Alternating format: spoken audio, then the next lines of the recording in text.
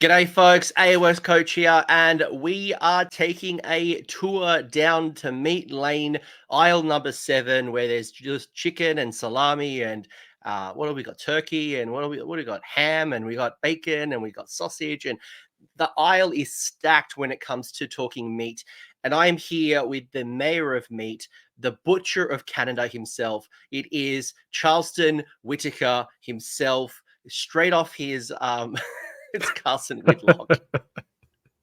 The running joke is that everyone gets his name wrong, and Carson put me on the spot, and I'm like, right, I'm gonna have to get his name wrong. And Charleston Whitaker is the most fanciest of feasts that I could think of at that particular moment. Carson is no stranger to this channel, being that you've been on this podcast already. You've talked ogres in the past. Oh, by the way, we're talking ogres. I don't think I actually mentioned that at the top of the show. We were going to talk ogres and all the meat that kind of comes along with it. But I'm really excited to talk to Carson. One, very, very knowledgeable, played ogres for a long time, done really well in the tournament scene. You played ogres in the World Championship and took them to the finals, the top 8. And, you know your ogres really well. So much so, actually, that you have literally 24 hours from the time of this recording, have just gotten back from Games Workshop's Tacoma Open, which is one of the first major 4th edition tournaments. So you went through a grueling 8-round tournament. So you've got some really practical experience here, not just in regards to testing out the army, but actually seeing how the meta kind of unfolds. So super excited to get into this, but I'll let you talk for a second. G'day, welcome, Charleston. Welcome back. Well, it's good to it's good to be here, Anthony. I'm going to mispronounce your name too. Yes, I did get back from a huge tournament, so sorry if my voice is like a little bit hoarse. I've been basically screaming for 3 days straight, and then going out to tiki bars afterwards, so I've not been kind to myself, but it's good to be back. I saw a lot of things at that tournament, a little shell-shocked by a couple of things, but I think overall it was a really great experience, and it was awesome to talk to some like really knowledgeable TOs, and Matt Rose himself was there, answering any questions we had, which was awesome, just because, you certainly can't question the man himself who wrote the rules. So it was definitely nice to have that. But yeah, I'm happy to be here talking about ogres. No, that's great. And it's interesting because, and I hope a lot of people listen to this podcast, because one, it's been really easy to like list build and think about my army. And actually, it's not even easy. Actually, some people have really struggled building lists, thinking about their army, putting things into regiments, trying to unpack the new rules, the command abilities, and all these things, right? And you're in isolation. You're either doing it at home, or you're doing it on an online server, or you're chatting with friends like, hey, I'm thinking this is really good. People like, no, run this. And, like you're doing this in isolation. And you're like, right, I've got a really good idea. This army's going to really work. You take it to a tournament and you go 2 and 3 or 1 and 4, or, and that's not what Carson went, by the way, just I'm not preluding that. But you then get a really interesting lay of the land. Like, what are the most popular manifestations going to be happening? Like, is it going to be the Kronspine, or is it going to be one of the others? Like, how do I handle a Purple Sun? And is it going to be the World of Supercasters? I think you get the point. So Carson has gotten some really good practical experience as well. And I think you submitted some lists to me before Tacoma. I'll be curious to see if that has now changed based off your assumptions, and if the meta remains the same, assuming no major FAQs or erratas. But talk to me for a second. How are ogres looking in 4th edition? First and foremost, let's just talk a high-level faction pack. How are you feeling going from 3 to 4? Yeah, so it's definitely a change. Just kind of like talking about where ogres were, I feel like they used to be a very versatile army. You had like a couple good options. You could be a good shooting list, you could be a good foot ogres list. You could certainly field just monster trucks, and that's a very valid list. Or what I brought to the World Championships was kind of like a mix of all three, combined arms, as it came to be called, I guess. And then the initial reaction to ogres when we saw just the faction preview was very like, ooh, like I don't know if this is going to be particularly great. It was super simple. We saw that they had some good running. We saw that trampling charge got like a little bit less potent with like the amount of mortal wounds that was being put out, and then we saw that once per game ability, Feast on Flesh, which, you know, some other armies were getting like quite a bit of cool tools, but you know, a lot of people were a little bit afraid that you were kind of going to be losing the complexity that ogres surprisingly had sometimes. But when we finally got the faction pack, like a lot of those kind of jigsaw pieces got put into place, and it's a very interesting army now. We don't really have like any anvils or anything like that. We have access to some really good screens, and we are just lightning fast. Like, it is an army that is purely like, you want to be kiting as much as possible, really kind of like bullying people based on the movement that you can be pulling. Like, foot ogres can be moving 14 inches and still charging sometimes, which is pretty absurd, especially with the amount of damage that they're doing. So being able to threaten people with that has just been like changing how you play. Because previously I played like quite conservatively, really castling up, giving myself a -1 to hit bubble and just kind of forcing my way up the table. Whereas this is like, you know, I've had the Frostlord on Stonehorn cross the entire board over the course of a turn via using like a move, a run, a charge, his monstrous action, and then power through after that. Like, it's just crazy the amount of distance that you can cover. And that's kind of reflected too in like what I saw at Tacoma for other armies too. Like, you're seeing a lot of things that can really just move 20 inches across the table and just give you a complete slap. Whereas that wasn't really possible before, or at least very rare. So yeah, we're in we're in an interesting spot, I would say. But yeah, what are your thoughts on ogres, the original impressions? Yeah, it's hard, right? Because I am, people would not be surprised, I am, I think what Vince would call it, a Timmy. Like, you know, give me big monster trucks, give me Gargans, give me Squigs, give me, right now my Stormcast is dragons, right? It's like, give me Crondus, give me big things, right? But look, I enjoy the complexities. I play Gits, I play Daughters, I play like, but you know, I like to have a drink. I like to mess around with people as well.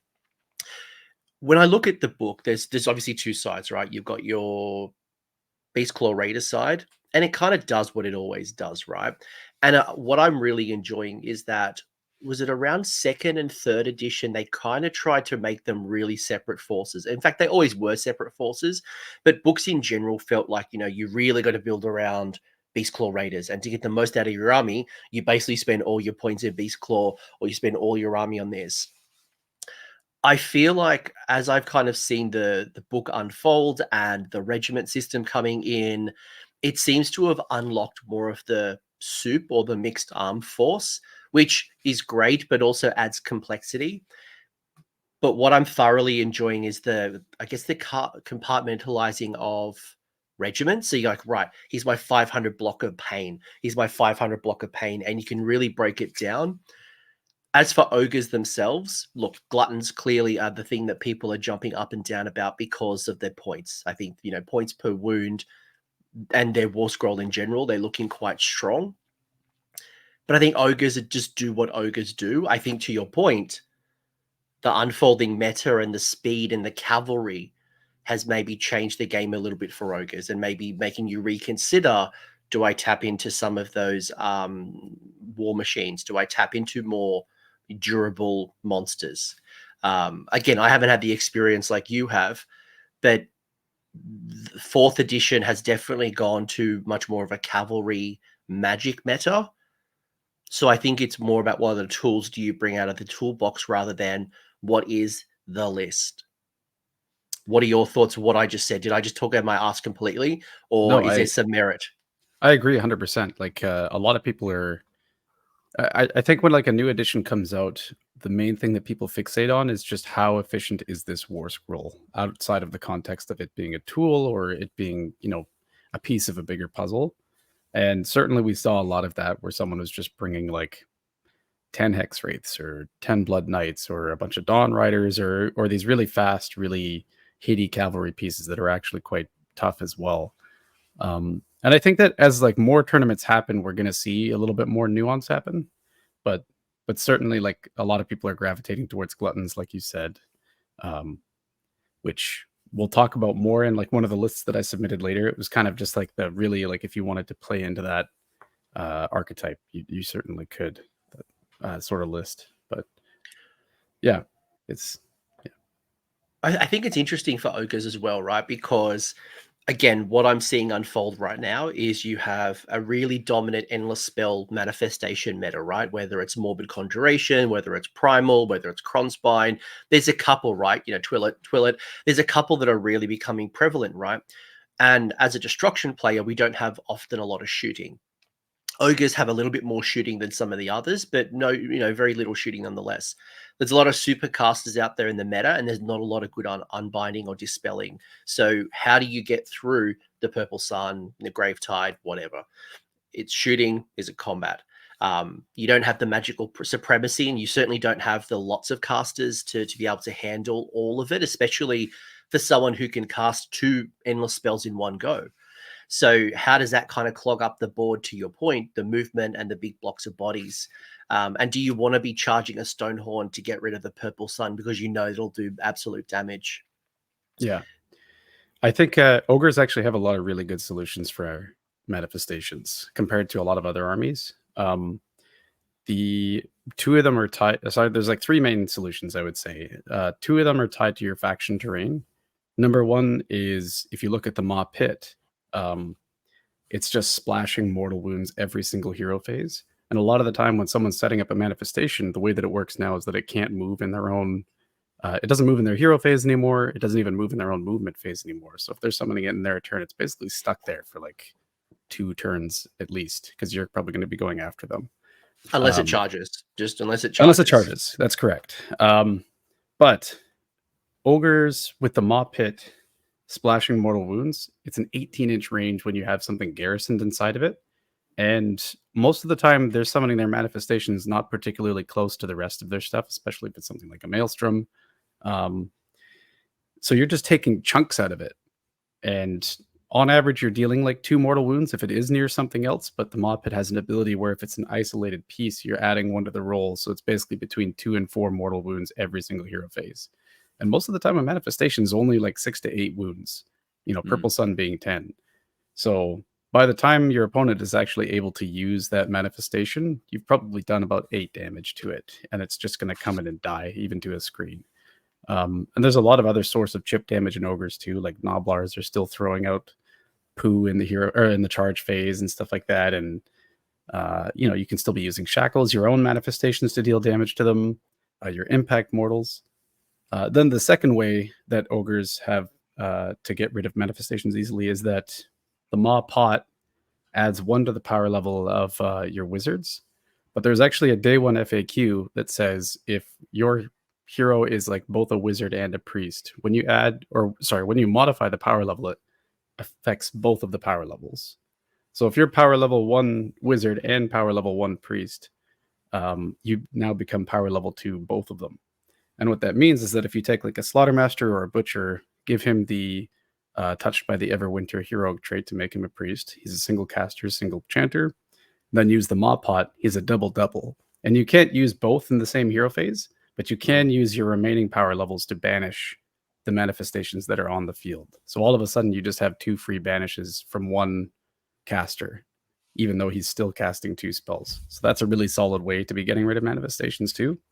Yeah, that's... Sorry, what's up? No, just going to compliment you. That's a great little... I've got to look into that little tech, but that sounds delicious. It's quite nice. I think that the raw damage output of the Mawpit still probably makes it like a really good choice, but the Mawpot is still quite good. Like it still has some play. And then the third way is just that sometimes you actually want to be bouncing off of your opponent's screens, right? Sometimes you want to have a catapult to be able to get closer to your opponent. And most ogre units are, 6 or less wide. So if you have a unit of 6 gluttons, you can just make a big line of them, tag the end of their manifestation, and then just pile in 3 and orbit around it to get into what you actually want to get into. So you can really use your opponent's manifestations and faction terrain against them. So I'm glad you called that out, because that's a tactic that I'm starting to see come up more and more, is slingshotting, charging the manifestation because it's closer, then using your pile in and all your little shenanigans to then get into what you really want to fight. So I think my point that I was getting towards, and I really appreciate you unpacking it for me, is that you need to think about your army a little differently and think about not just ogres in isolation, but how do you compete with the local meta? And right now, Nighthaunt has done really well. So the finals of Tacoma was Nighthaunt versus Soul Black Gravelords. Nighthaunt is certainly terrorizing people. So do you have the volume of attacks? If I was thinking about going to a tournament and you've got these little wizards out there, you've got your supercasters, which, you know, you'll need high damage output for those. But for those little wizards that are sitting behind the field, casting things, bringing up manifestations super cheap, how do I kind of get at those at range, and whether it's the blood vultures or whether it's something like a catapult, like how do I get to those things? But thinking about like the unfolding meta and thinking about manifestations, and there's a lot of things that kind of that ogres, I guess you've got a lot of tools. You've got speed, you've got durability, you have some good armor, at least in the big monster heroes. You've got the magic, you've got the prayers, you've got the movement. You're not the best in a lot of these things, but you sure as hell have the tools to be able to respond to and be competitive. You have the tools, or at least that's how I felt. Yeah, you definitely have a lot of tools to be contending with a lot of these things. There are some things that just kind of do all of them better, which is like that's where kind of like the cavalry comes in. A lot of people are gravitating to that. And like you get some units in some armies, like let's say Vanguard Paladors and Stormcast, they can be just auto running 20 inches, still shooting you, still charging you. And you actually don't need to do a lot of damage to ogres to really kind of clear them off the table, because it's just a 5-up save, right? So that can be kind of a problem, especially when, like, the real problem for ogres, I think, is when something can both outspeed you and tank your damage relatively. So anything that can be going like 12 plus inches and is still on a 3-up save, it just kind of means that your ogres have to overextend in order to even get to them. And then by the time you do that, chances are you can't really take the counter punch as well. Because one problem I think that the Beastclaw Raiders side of the book has is, on the Gutbusters side, you unlock run and charge via just an aura around the Butcher. Whereas Beastclaw Raiders, it's all tied to just getting one prayer off, and you can only ever do it on one Beastclaw Raiders unit per turn. So you can't be sending an avalanche of Beastclaw Raiders at your opponent like you can Gutbusters. And the Gutbusters can't take quite as much of a hit as the Beastclaw Raiders can. So, and then as far as tools go to deal with that, I think we have some. I think that they're just a little bit overcosted in the book right now.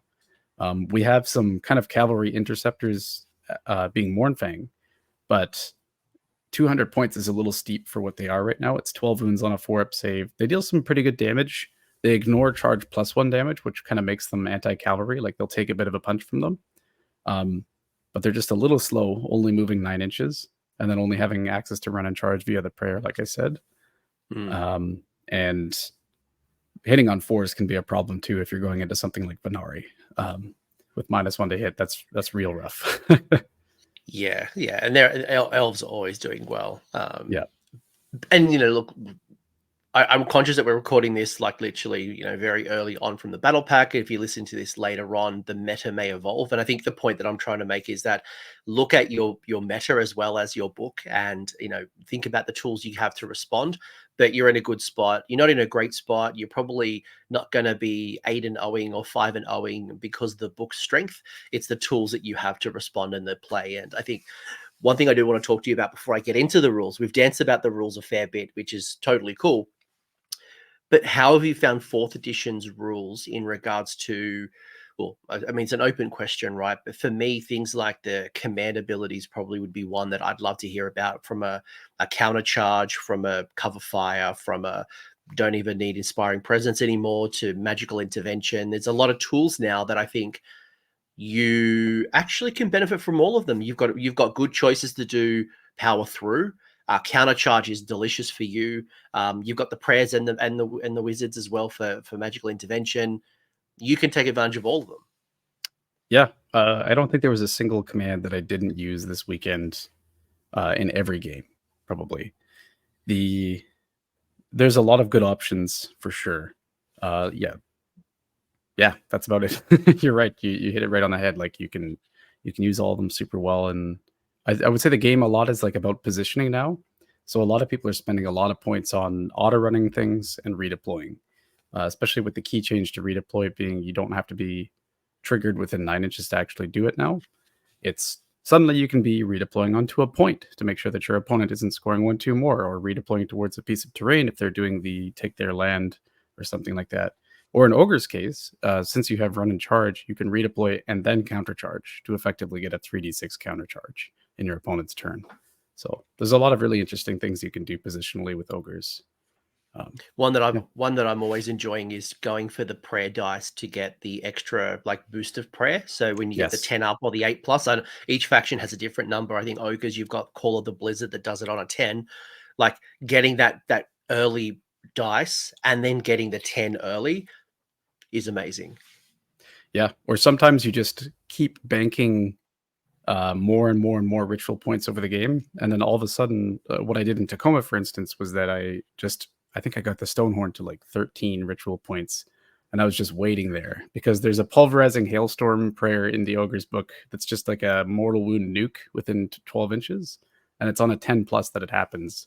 So I'm like, if I roll anything except a 1, I'm doing D3 times 2 damage to everything in that little bubble right there in my opponent's turn with counterspell, right? So it can be pretty scary. Just thinking about all of those things, like thinking that your opponent can be like giving you strike last in your own turn and really messing with your plans. So, yeah. Okay, so Ogres, good, not great. Not when I say great, I mean like OP. Got tools. I think we should talk about the tools, right? Should we get into this? Yeah, let's do it. All right, so we are at our battle traits. So we have Trampling Charge, we have Feast on Flesh, and we have Ravenous Brutes. So when you look at these rules, how do you think about these rules and think about the mix of units in your army? So let's start from the top, right? Like how do you, I want to get into your head, right? So with Trampling Charge, it's obviously a charge phase ability, your Ogres and your Rhinox when they charge, blah, blah, blah, D3. On a 2+, you do a bunch of mortal wounds. So is this a nice to have, or are you building around the Ogre and Rhinox keyword? I mean, almost everything that you have access to is going to have Ogre or Rhinox anyway. So it's just a nice to have at that point. But it's certainly a tool that you can be using to like unlock further charges, for instance. So let's say you have like one unit tied up by a manifestation and then another unit that can charge into them. Maybe it has like 1 or 2 wounds left. You charge into that manifestation, do some impact mortals, and then all of a sudden the other unit is free to charge whatever is closer to them to actually get into your opponent's lines. So it's a nice tool, but it's certainly like nice to have status. Yeah, you're not building around it. And by the way, I was fishing. I knew that I was fishing for something around Yetis. I'm like, I wanted to see if you'd actually or do That's something true. with Yetis. Yeah, that's true. My bad. I tried. I just look like an idiot. Like everyone has Ogre and Rhinox keyword. Yeah, that's fair. No, Yetis they're definitely interesting now. I just don't own any because they're a funny sculpt. Yeah, I don't want to buy those right. I have a feeling they might be on the maybe they'll get like a resculpt or something. That would be awesome. They certainly I'd actually deserve really one. like that. Yeah, I really like. And a Noblar hero. Give me a Noblar hero, just please. Yeah. One call out quickly is the fact that it's also any charge phase, right? So if you counter charge, you also get to tap into that. That's nice. But certainly it's a nice to have. The thing that keeps catching people off is that, yes, it says 2+, but it's a D3. So really you're looking for a 3+ if you're thinking normal D6 dice. I've caught so many people out like, oh, I got the 2 up. You're like, yeah, but it's a D3. There is one interesting thing about Trampling Charge as it exists now versus as it exists in 3rd edition. In 3rd edition, Trampling Charge was effectively treated as like a reaction to a charge. You have to roll the dice immediately after you charge. But now, Trampling Charge is a charge phase ability. So you can charge a whole bunch of things in and then decide, okay, I want to do bink, bink, bink, bink, bink, all of the trampling charges at once. And you can kind of adjust who you want to put them into if you've charged into multiple units, depending on what you roll. So there's some nice, it is a tool in that sense where you can be like adjusting who you're putting this into based on the other rolls or based on the charges you've made. And one really important thing is that now you can choose to not have trampling charge mess with your further charges, because if you're killing units as you charge into them, your opponent can be removing models to make your other charges harder. Whereas now you can just charge everything in and then activate all the trampling charge abilities, guaranteeing your charge and just getting a whole bunch of mortal wounds in afterwards. So really good call. That happened to me once with my squigs, where my Boingrop bounders did mortal wounds on the charge. Then I charged another unit, but because he removed models from the front, I failed because of 1 inch, and I'd already used the re-roll. So it's a really good call. You get to do all your charges, then do your damage, then we move into the combat phase. Yeah. Yep. Feast on Flesh I might go to next, because Ravenous Brutes is tied to Feast on Flesh a little bit. But your Feast on Flesh being end of turn, once per battle. Once per battle? Yeah, once per battle. Pick each friendly ogre unit that's in combat or has fought. That's once per battle? Oh. Yes. Yeah. Jeez. I keep questioning myself. I'm like, is that a typo? Like, it's like once per game. Okay. All right. Anyway. All right. So once per battle, on it, roll a d3. On a 2-up, you heal equivalent to the roll, or pick an enemy unit in combat with the target, inflict a bunch of mortal wounds. Yeah. Oh. Yeah. I think you've kind of stumbled onto like one criticism that a lot of ogre players have had with the battle. I thought it was a once per. Like, I was thinking it was like a once per turn thing, and That'd I'm like, fantastic. No, but like when I was preparing this show to obviously have the slide notes, I think mentally I had it as a once per turn thing. Like, yeah, kind of makes sense. Yeah, whatever. Almost like your little bites at the end of thing, like once per game. Like, oh, yeah. This effectively has become like a if you have a very linchpin situation where it's like Nagash is alive on 1 wound, you just got to sink that 1 more, otherwise he's going to bring like 4 more ghasts back or something like that. This is when you use that just to spike a little bit more damage in. Otherwise, it is tied to one other war scroll that we'll see in the future, which is Gluttons, where you can get a little bit of objective control out of it. And maybe you want to heal a little bit. But to me, I see Feast on Flesh as like you've already gotten all the way to your opponent. You're already stuck in. You really don't need your extra 2 inch or 2 to run rolls anymore. So why not just get a little bit of damage out? The only thing that is unfortunate is that a once per battle ability that could fail 1/3 of the time for each of your units is like kind of rough. Like, it would be nice if it was just D3, right? You know, and it's not once per battle per unit. It's just like flat out across the board. Like turn 3, I decide to use Feast on Flesh, and everyone gets to use it, right? It's not like I can pick situations like, right, okay, Gluttons are in combat turn 1. I'm going to use Feast on Flesh on them, but then turn 2 with my Stonehorns get into combat, I'll use it there. It's just flat out like, yeah, no one can use it anymore. Yeah. Oh, that's kind of lame. Like in Stormcast, which I've been playing recently, we've got the Finest Hour, and it's just pick a unit, and you can just pick a unit every turn. You pick a different unit, right? Like the old Finest Hour, but I could actually do it to battle line troops as well. Oh. Yeah, I think the way that you were suggesting would be like a really good fix, actually, where you can kind of proc it per unit that you charge in, because then all of a sudden it becomes a little bit more potent, because it's really rare that you're charging and fighting with your entire army, right? You know, if you're doing that, then chances are either you or your opponent is doing something wrong, and then it's just kind of a win more or not really gain anything kind of ability. But yeah, it has some use, but it's just I feel like it could be expanded upon. It feels like a turn 3, turn 4 thing. When you're in a thick, you're trying to maximize. You've got a couple of things retaining and holding onto its last couple of wounds, or you've got that critical moment to your point. You got to get that 1 or 2 wounds left. I think again, it's a nice little ability. It's just something you don't build or rely on, because, as you said, it could fail quite easily in the clutch moment. Yeah, sometimes it can be nice to kind of surprise your opponent with like 2d3 mortal wounds if you power through on something and then Feast on Flesh them, or the other way around. That can be kind of nice, but yeah, still it leaves more to be desired for sure. But anyway, I'm sure we've talked about this one. Yeah, I was going to say that we talked way too long about this one.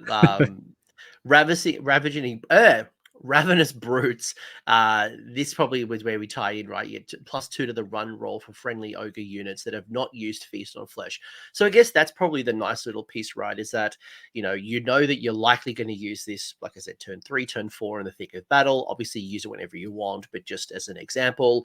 But guaranteed, until I use that particular point, I've got +2 to my run rolls. Not when I use the command, run rolls. So that's really where you were saying really earlier that the speed comes into play with ogres, where you've got your base move plus your run roll plus the 2 plus any other potential bonuses that might be available.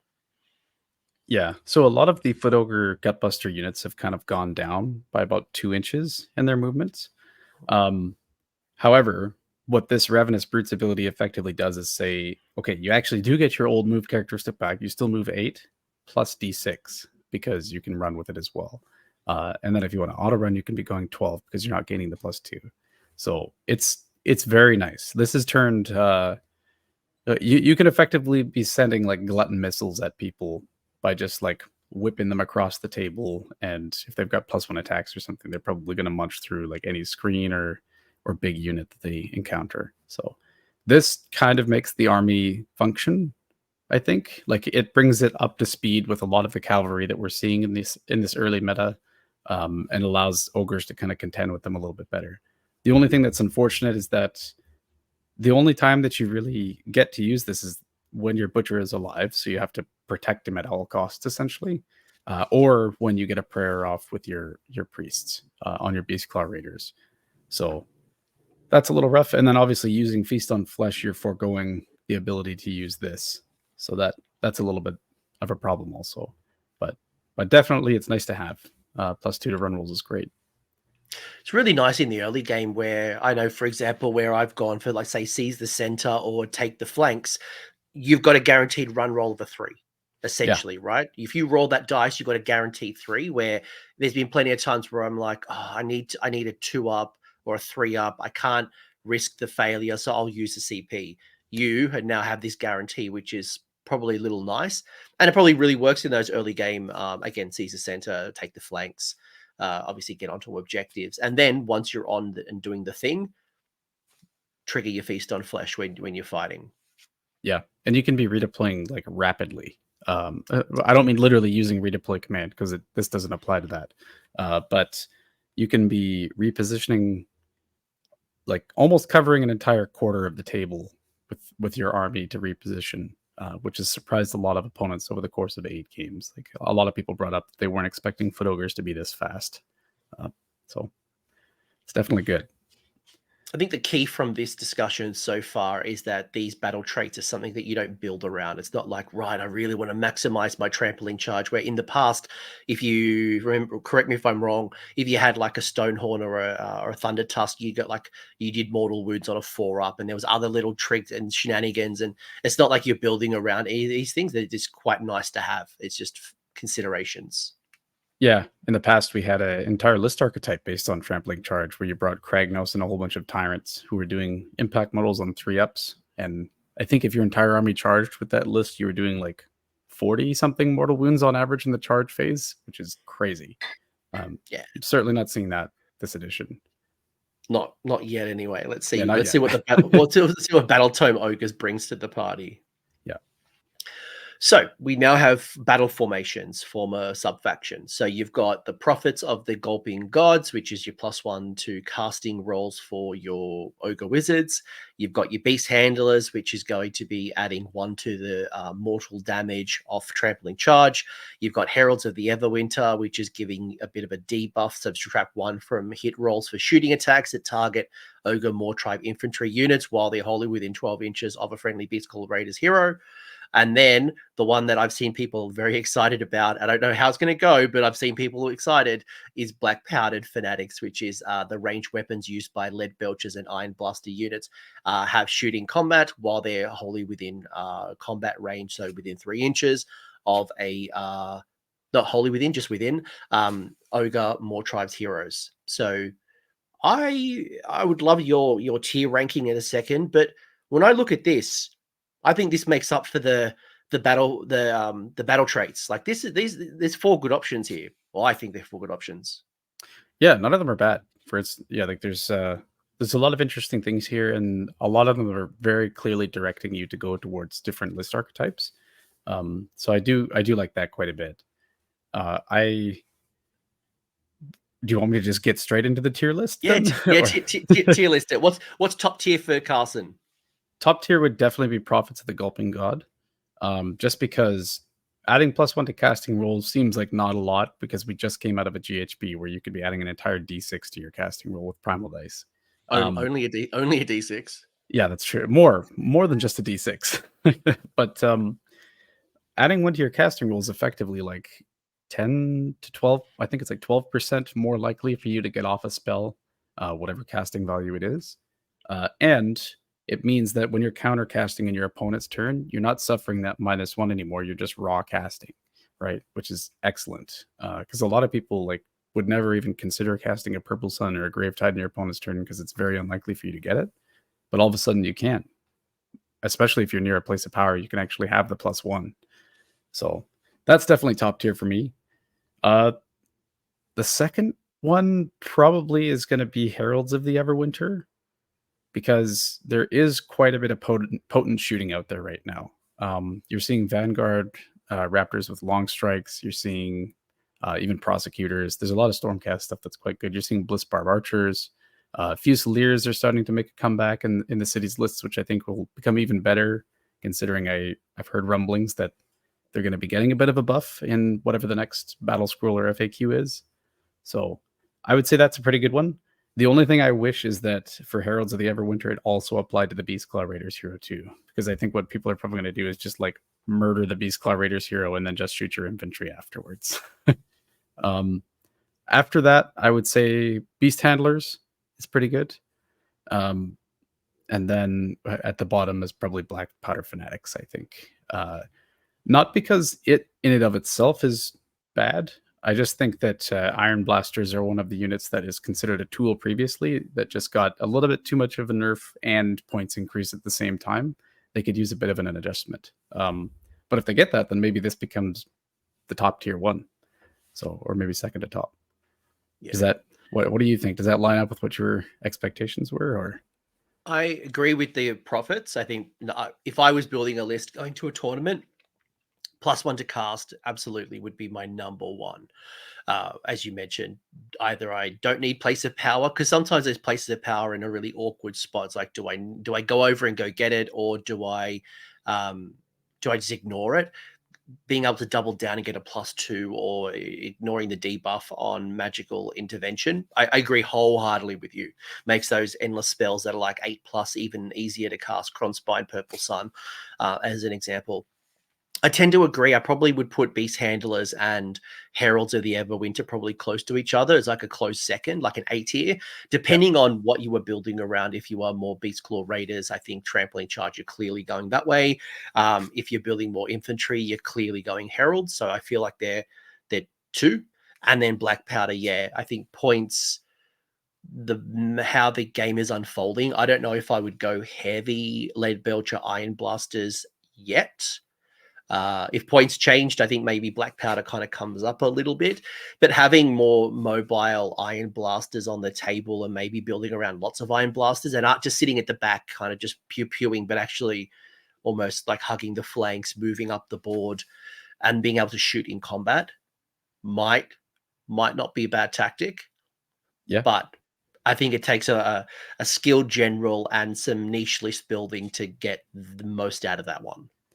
Yeah, I think the key thing here is that being within combat range of an Ogor Mawtribes hero, every hero you have now is like a very, like it's a huge opportunity cost, because every hero usually represents like a separate drop in your army with the way that regiments work. Unless you have like one of the ones that you can bring along, like one of the hunters, then you're kind of having to have a hero babysit each one of these things, or have like a really tight castle so that they're all kind of surrounding this one hero, and then you just have a Death Star that's moving up the table. So I think if they didn't have that caveat, like it would be quite a lot better, and it might even be contending for second with Beast Handlers and Heralds, but yeah. Agreed. Like if it was independent without the hero, absolutely. But yeah, the fact is combining with a hero, that's why it's a niche little thing for me. Yeah, 100%. Although imagine because that's the problem as well, is right. What's two two Iron Blasters and hero, just generic hero. What are we, around 600 points, roughly 500-600? Just about 650 actually, just because like two 2 Iron Blasters is 480 points, and then the cheapest hero that you could bring that would allow them in a regiment is 130 points. That's 610 right there. And then if it was something like a Tyrant, you're looking at north of 650 easily. So, see, that's not a bad. It's not a little bad bundle for those battle plans that have very few objectives on the table. So if it's one of those like seize the center and just control that little area in the middle, yeah, get your Death Star, move it up the board, magic. But when you start going to like Scorched Earth or some of the ones where there's like 6 or 8 objectives and they're quite spread out, this really punishes you. So, yeah, I think one of the other things too is that a lot of other armies have like straight up, like they will have ranged options that just outclass the Lead Belchers and Iron Blaster as well. Like long strikes are insane right now. The being able to run and shoot and teleport everywhere and all that sort of stuff, and then still hitting on like 3s and 3s is pretty crazy. When the Iron Blaster is hitting on 4s and its close range one is 4s and 3s instead of 3s and 3s and less shots now, it's there needs to be a bit of an adjustment there, I think, for it to be considered as like a really competitive option. Yeah. Again, I wouldn't build right around it just yet. But if you want to run them, like there's also a great ability that you can run all the Iron Blasters and have fun just pew-pewing everyone off the board. Yeah, 100%. Of your heroic traits, you've obviously got 3. You've got Great Gut Lord, you've got Booming Roar, and you've got Touched by the Everwinter. Again, 1, 2, 3. How would you rank these? I would probably do Touched by the Everwinter, Great Gut Lord, and then Booming Roar. Touched by the Everwinter gives you access to Priest on things that normally wouldn't be Priests, which is awesome. Like you can be bringing just a Frost Lord, and then all of a sudden he's a Priest, and he can give himself Run and Charge and Pulverizing Hailstorm and all that sort of stuff, and he becomes a bit of a tech piece. Or you can do the Mawpot trick like I talked about before, where you're a double caster, double chanter. Great Gut Lord is really good just because we're seeing a whole lot of -1 to hit, -1 to wound modifiers. And you can be putting that on something like again, Frost Lord on Stonehorn, where he's hitting on 4s. He really doesn't want to be suffering any minuses to hit because hitting on 5s is rough.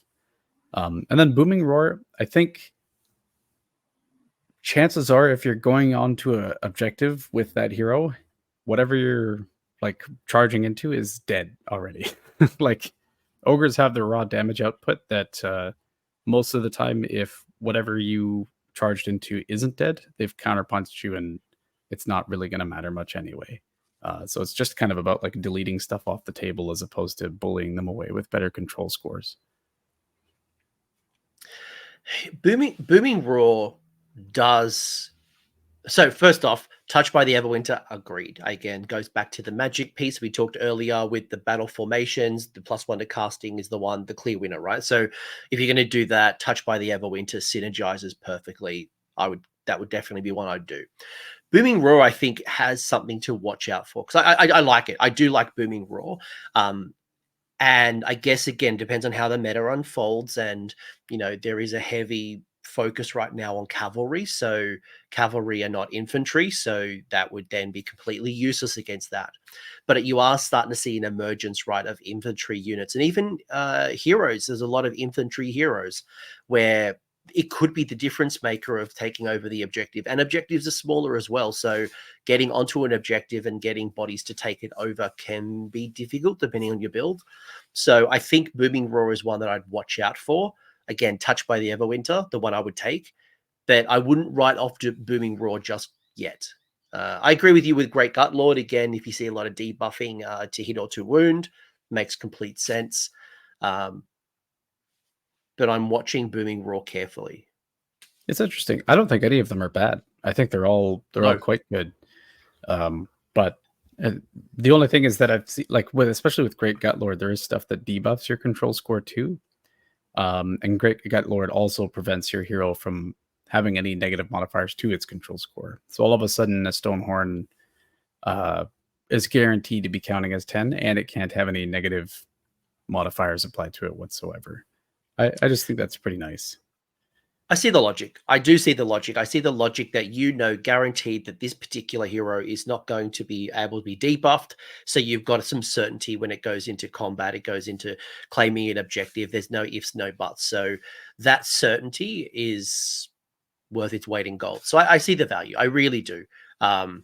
It's the booming roar and things like Nighthaunt, for example, that make me wonder if this has some. But again, you shouldn't be building a list around one particular faction. But just, I'd keep an eye on it because again, like cavalry. But then, how does a meta swing? And yeah, the point is made. Touched by the Everwinter, good. Great Gut Lord, good. Booming Roar, decent. Potentially good. Yeah, 100%. Potentially, we'll see how it unfolds. Yeah. This one I think is a little clearer, right? So your artifacts, you've got gruesome trophies, you've got Fangs of Gur, and you've got the Elixir of the Frostworm. All three interesting artifacts. Top three for you? Oh, gruesome trophies is top by a mile. Like it is very good because one of the key things is that in the last edition it only applied to the Gutbusters. It did apply to shooting too, which was really good as well, which kind of made the Iron Blaster shooting spam list like especially good. But you can be putting this on. It could be applying to Beast Claw Raiders. Obviously, it wouldn't affect their companions, but you could have it on like a Frost Lord, and if he's charging in with Gluttons, he could be buffing them too. It's just a fantastic artifact. I remember I think it was a Nighthaunt player remarked to me, it's just like, I have that too, but it's once per game. And I'm just like, yep, it's pretty great. The second one, I would probably put the Fang of Gur as number 2, just because like there's a decent amount of 5-up wards out there, especially because it seems like in the current meta or like the very early meta, death is a very popular, powerful choice. And 6-up wards are just basically army wide, and the ability to get a 5-up ward is quite common. So I would say that's probably my number 2. And then Elixir of the Frostworm is still pretty cool. Like, it's a good amount of mortal wounds. It can't fail on a 1 anymore, like it could last edition. And it's any shooting phase. So if you're going to get stuck in combat, you could be just like, blasting something away from you, and then maybe that frees you up and you could charge in. Maybe you want to use it just to get a little bit extra healing on like a really important hero that needs to get in somewhere or stay alive. And yeah, again, no bad options, but still, gruesome trophies is the best. Yeah, agreed wholeheartedly. If there's a world where you get a second artifact, something comes up, yeah, Fangs or Elixir comes into play. But yeah, gruesome trophy, getting the +1 to hit in combat, knowing that either there's a few things that, like, again, one of my army lists that I'm building at the moment shuts off commands in combat. So being able to stop you from using all-out attack, boom, you've got it guaranteed. Or knowing for a fact that you don't need to save it for all-out attack because you've got a CP up your sleeve. Or alternatively, you can put a CP over here and still know this particular hero has a +1 to hit in combat. So yeah, gruesome for me is just in this CP meta where you can do power through, counter charge, things like that. This is money in the bank. There's a really interesting, there's a thing to bring up too, where a lot of the fight twice abilities in the game, i.e. Iron Guts, as we'll see later on, it's 2 fight actions, 2 separate fight actions that happen. Yes. There's a change to the wording of all-out attack where it says add 1 to hit rolls for that attack sequence, which means when you all attack something, you don't get the +1 to hit for the rest of the phase. This came up during the tournament. So what that means is that Iron Guts are really good at clearing a screen and then stepping forward a little bit and then clearing some heroes. If you don't have that second +1 to hit when you clear the screen and then go into the heroes, you might not actually have enough damage to potentially kill what it is that is behind that screen. Whereas with the gruesome trophies, all of a sudden you can all out attack to clear the screen because you're not attacking a hero, step forwards, and then you still have +1 to hit against that hero for the rest of the phase. +1 to hit rolls for attacks made as part of that attack ability. This also affects the companions. Interesting. This might need to be clarified a little bit because I assume everyone's just assumed the Varangard double fighting +1 to hit for both attacks. Yep. Sure doesn't. It sure doesn't. Good pickup. Yeah, which just makes gruesome trophies even better than it already was. And also, like, the CP economy in this game is just like really tight right now. Like, there's not a lot of ways to get extra CP. If you're using all out attack, that's a quarter of your CP for the entire battle round, right? If you have a reason not to use all out attack, maybe you can use power through and reposition onto a point that you, or an objective that you wouldn't previously be able to take. So it's just really, really good. And the lesson that I've learned many times over is countercharge is worth 2. That is on average 50% of your CP.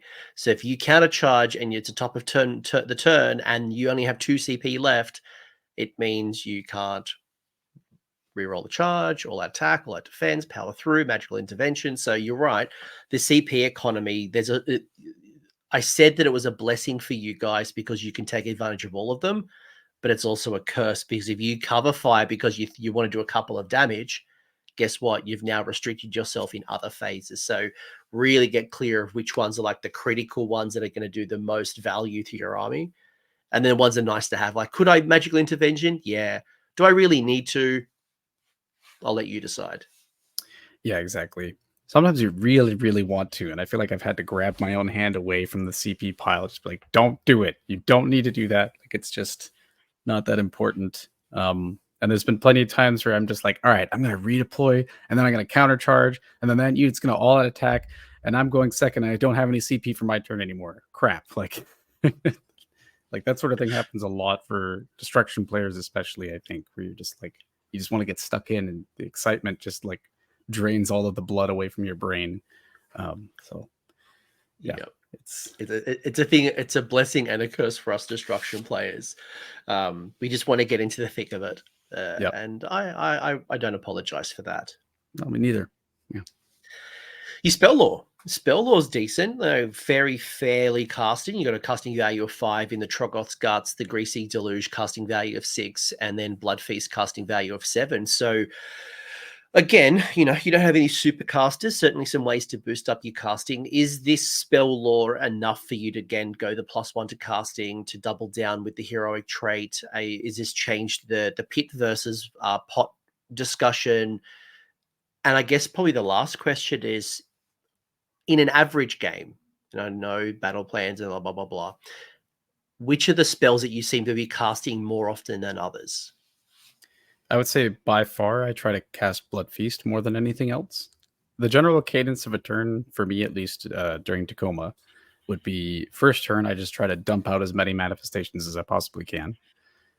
Then second turn, if I'm somewhat in range to charge, I'm probably going to be trying to get Blood Feast off, or if my opponent has really reached out towards me, I'm going to try and use Greasy Deluge to give them a -1 to hit. And then I almost never use Troggoth Guts. Not because it's not a good spell. I think it's a very good spell, especially with casting value 5.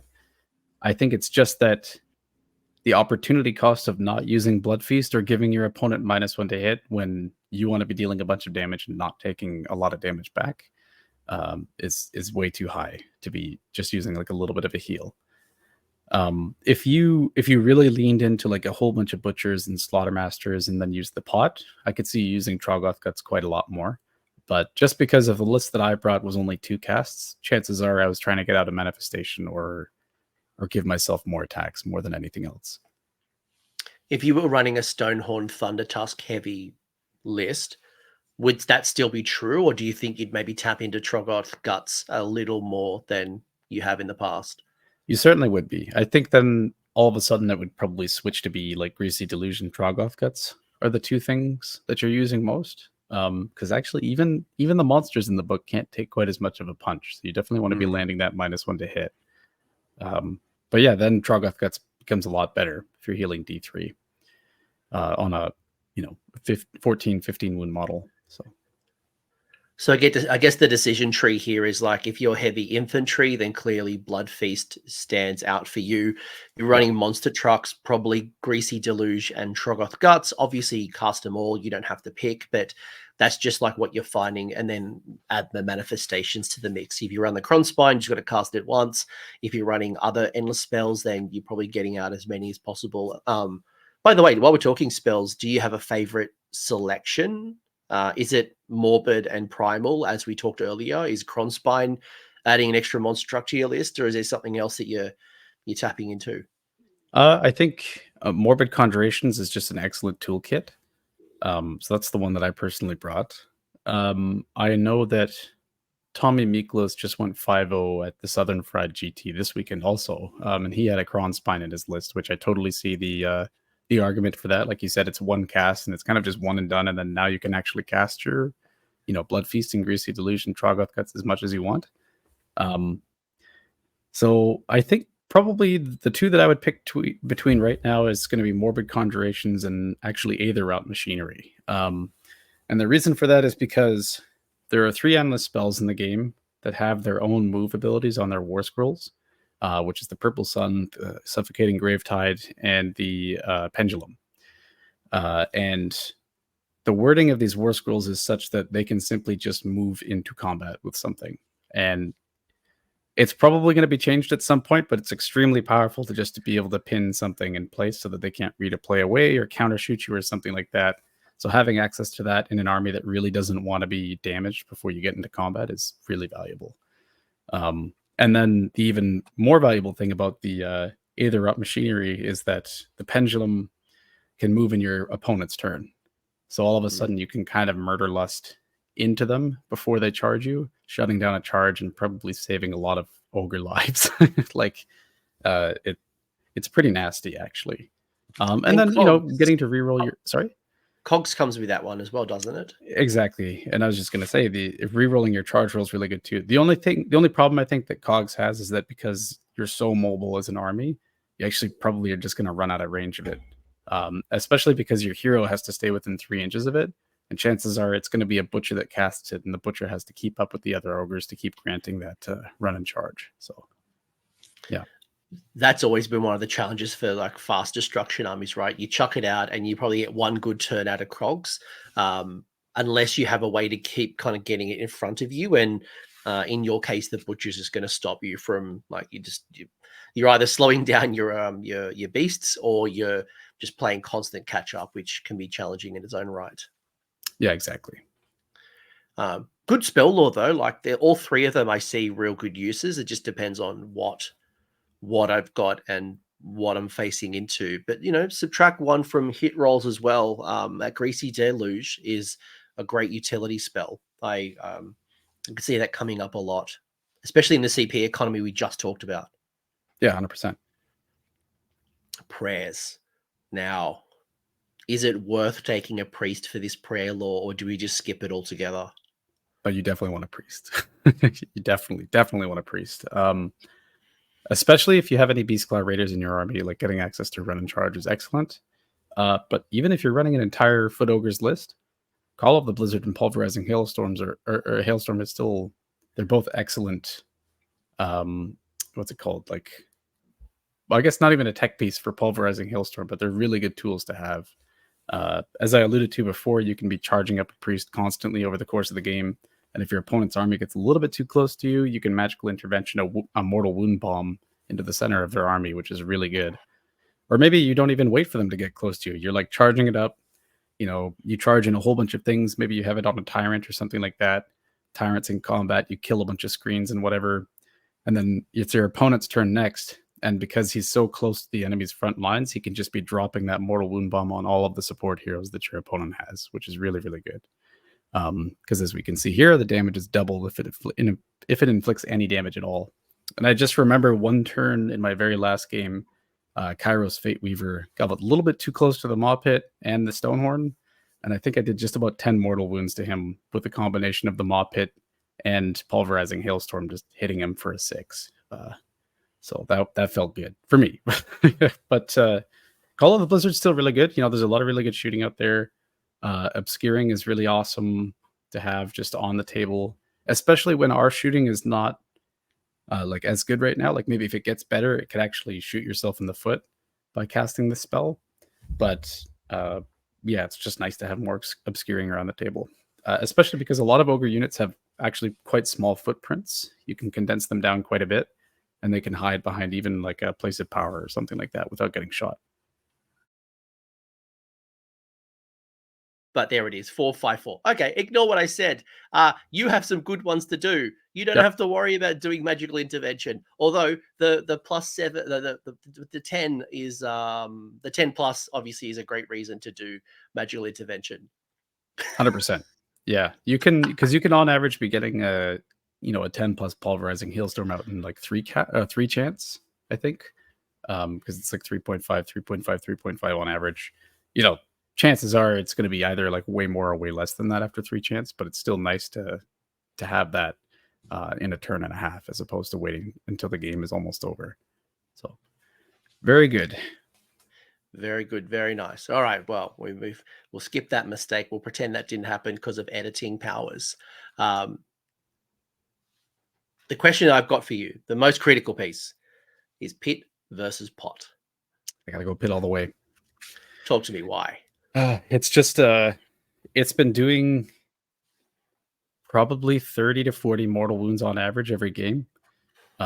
Just because if you plop a butcher or a slaughtermaster in there, all of a sudden it becomes 18-inch range. Every single hero phase, you're picking 3 enemy units. As I alluded to at the start of the show, you can be picking manifestations and just kind of chewing them up.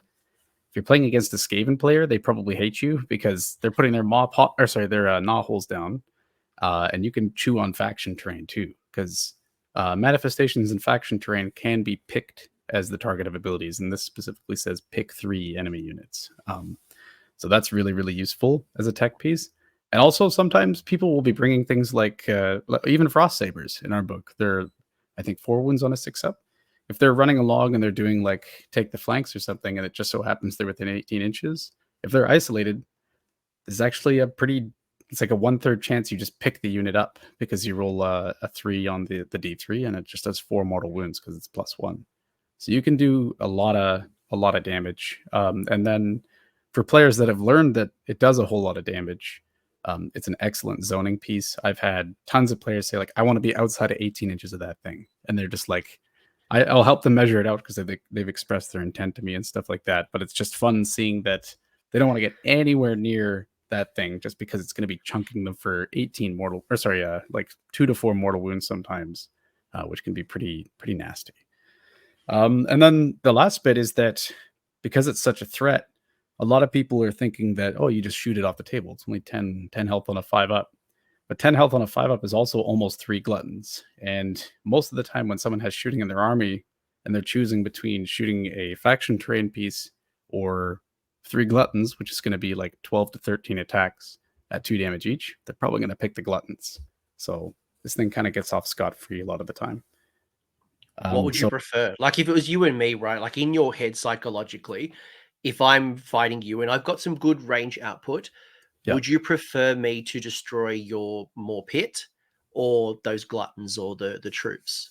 The Mawpit, 100%. Because if you've got range output, chances are you're not going to want to come too close to me anyway. Like you want to stay farther away and shoot me. So if you want to spend resources shooting the pit, it's fine by me because then I've got more resources to get at you and kill those ranged units. So it's like a damned if I do, damned if I don't. If I ignore the Mawpit, then it's just going to be doing chip damage, or I'm trying to avoid this 18-inch like circle like got Trek, or I kill it, I destroy the Mawpit, but then equally, as you mentioned, your armor say 5 units are coming up the board, advancing, not being chipped away, and then you get to do your thing. So there's really no bad answer here. Yeah, and 10 wounds is kind of or 10 health is kind of like an awkward amount of damage to have to do. Like you actually have to commit quite a bit in order to kill it. I did the math, and 3 long strikes, like it's pretty 50-50 whether or not they actually kill it. And if they commit 3 long strikes worth of shooting at this thing, like I'm very happy that they're not shooting anything else because they can do some real hurt. And if they do overcommit, and let's say they do like 17 damage instead, now that's 4 gluttons that could have been killed off the table. So yeah, it's an interesting like bad decision that you're forcing on your opponent, which tends to be how you can take advantage and win a game. Yeah, I see the argument. I think if I've got like a really strong magic, let's say for example Cron Spine, like this is critical to my game plan, I'm going pit. Relying on the heal is nice, but you know, how often do you get to kill something in range of the Mawpot anyway? I always find that is a really awkward piece altogether. But when it comes to like that +1 to cast, that power level boost, for me, that's like the guarantee. You know, +1 from the heroic trait, +1 from this, boom, my Cronspine's out or my purple sun's gone out, be free. But otherwise, yeah, I think Mawpit is probably the stronger default. Yeah. One other thing to consider too is that we've seen that ogres are explosively fast. We've seen that they're really mobile and can reposition really well. The Mawpot is a 3-inch range to be able to grant +1 to your power level. And both main wizards in the army, the Slaughtermaster and the Butcher, have abilities that rely on them being close to your front line. So if your front line is kind of shifting around and moving a whole bunch, chances are you're moving out of range of the Mawpot anyway, and you're getting like maybe 1 to 2 turns worth of usage out of it. It's also only your hero phase, so you can't be like, getting more unbinds out of it or something like that. It's just purely however many of your turns you're next to it, which is a maximum of 5. Yeah, because that won't work with magical intervention because it's you. Oh no, magical intervention lets you cast as if it was your hero phase. So that's only 1 spell anyway, though. Yeah, I think we'll both land on the same spot. Yeah, 100%. Yeah, the pot's always been nice, but it's just you don't get the full 5 turns out of it, which might be a blessing or a curse depending on where you stand with it all. Yeah, no, I think they're both good. We don't have a bad option, so happy for that. Speaking of not bad options, let's talk some units and maybe some favorite units, and then we'll get into your lists. And I think the first one that I'd love to, I'm going to get you to share some of your favorite units, and we'll discuss why. But I would love to talk about the big booty daddy himself, Beast of Chaos Reincarnate, Kragnos. How do we feel about Craggy? Because we did used to see some Craggy lists where there was Kragnos and Stonehorns, or Kragnos and like Gluttons and things like that, and really maximize that charge. Do we think there's a place for Kragnos? His points have gone down a little. He's on 6 something, 680, 640. 680, yeah. Yeah. He's gone down a little bit compared to, wasn't he like 720 or something last time? Yeah, he was. So Kragnos is kind of like following the same sort of theme as the rest of the Ogre army is, which is just like your damage is staying the same or is better than it was previously, which in an edition where there's a lot of stuff that lost damage, that's very good. You still have your value there. 3d6 charge, I think, is actually like not as necessary anymore. Like chances are, if you're running a foot Gutbusters list, you can get to your opponent without any issues whatsoever. Sorry, I got some. You tell him, dog. Yeah, the dog agrees. The dog's a fan of Kragnos. Yeah, she likes Kragnos. But he's still got his awesome charge phase ability. He does a lot of mortal wounds. I think that if someone really wanted to lean into Gorgers, being able to deliver them 3d6 charges is really nice. But I don't know if he has as much of a place in an Ogre list as he used to. 680 points is a lot. It's, as it stands, 3 units worth of Gluttons, and I would definitely rather have the amount of bodies and attack output that is, as well as just the board control that gives you too.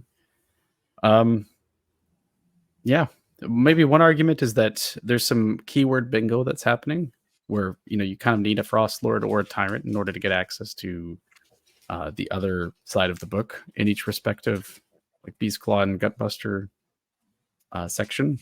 But Kragnos just allows any Ogor Mawtribes, so you can be putting like anything in there, which is kind of nice.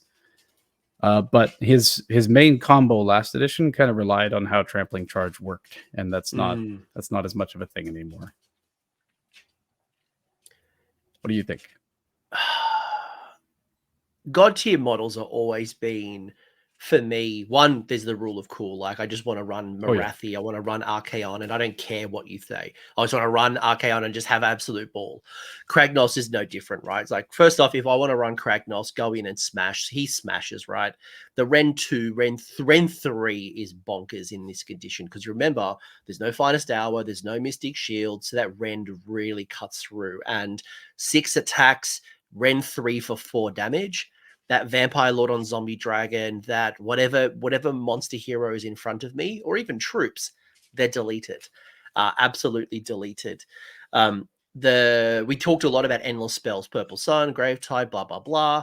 You know, I can go in with that shield and on a 3-up ignore the effects, right? Like there's some interesting play there as well, and I don't hate it. What else is there?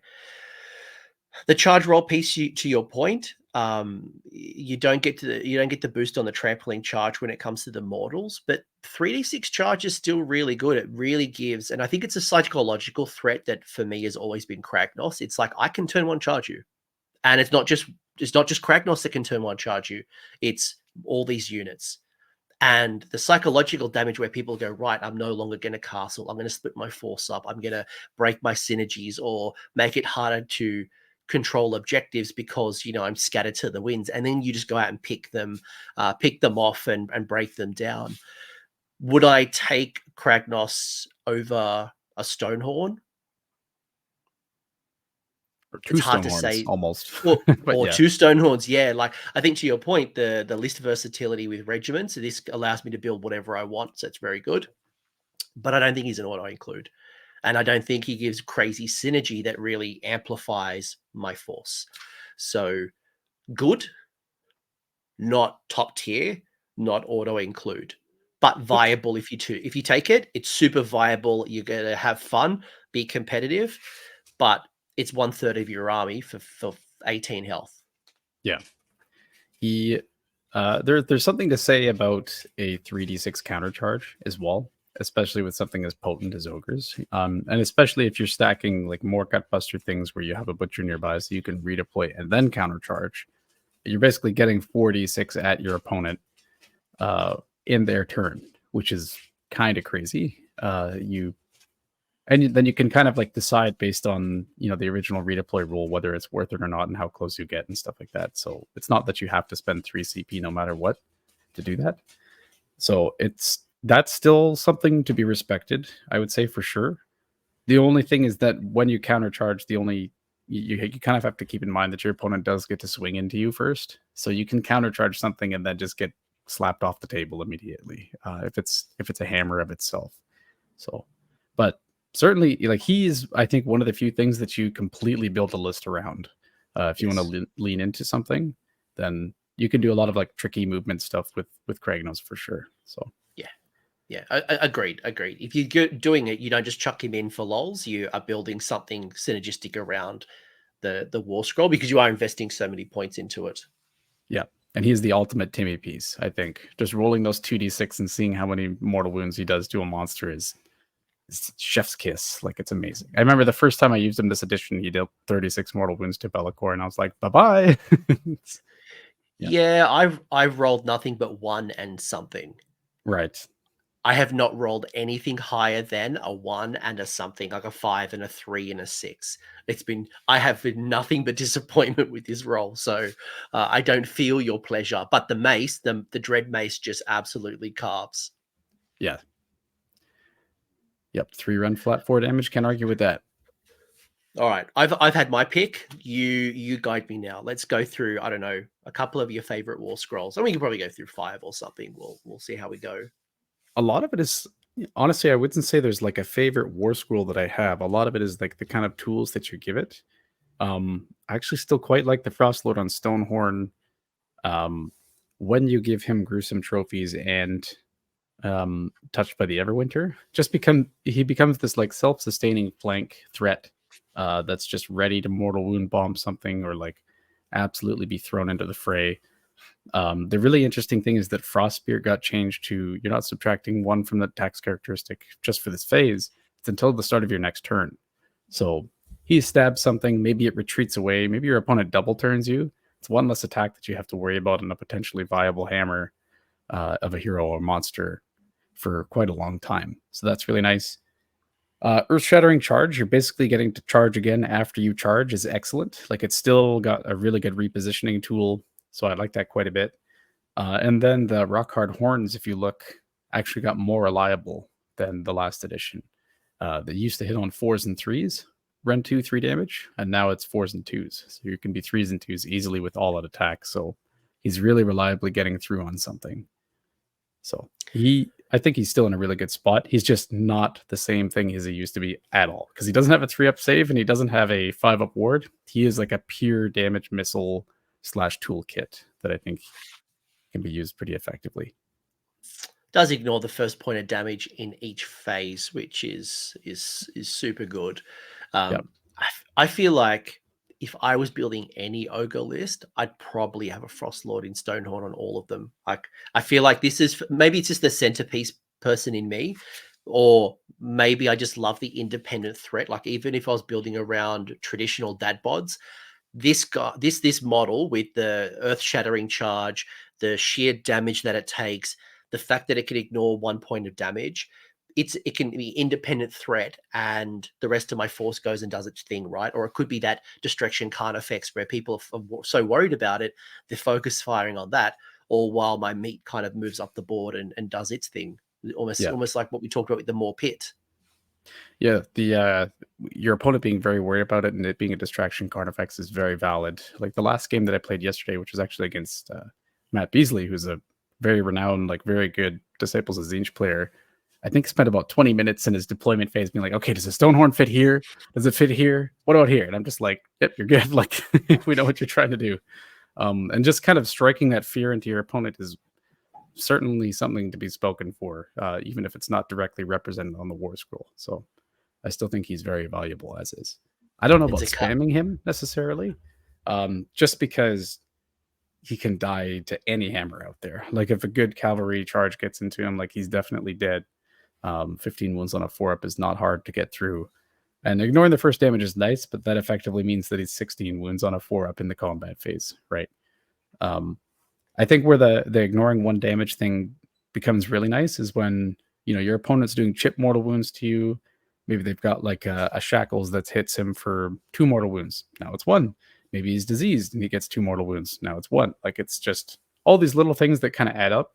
But if any real hammer gets into him, he's going to die very quickly. I think the one thing that would stop me from spamming, to your point, the Frostlord on Stonehorn, is that there's no ways of getting extra artifacts.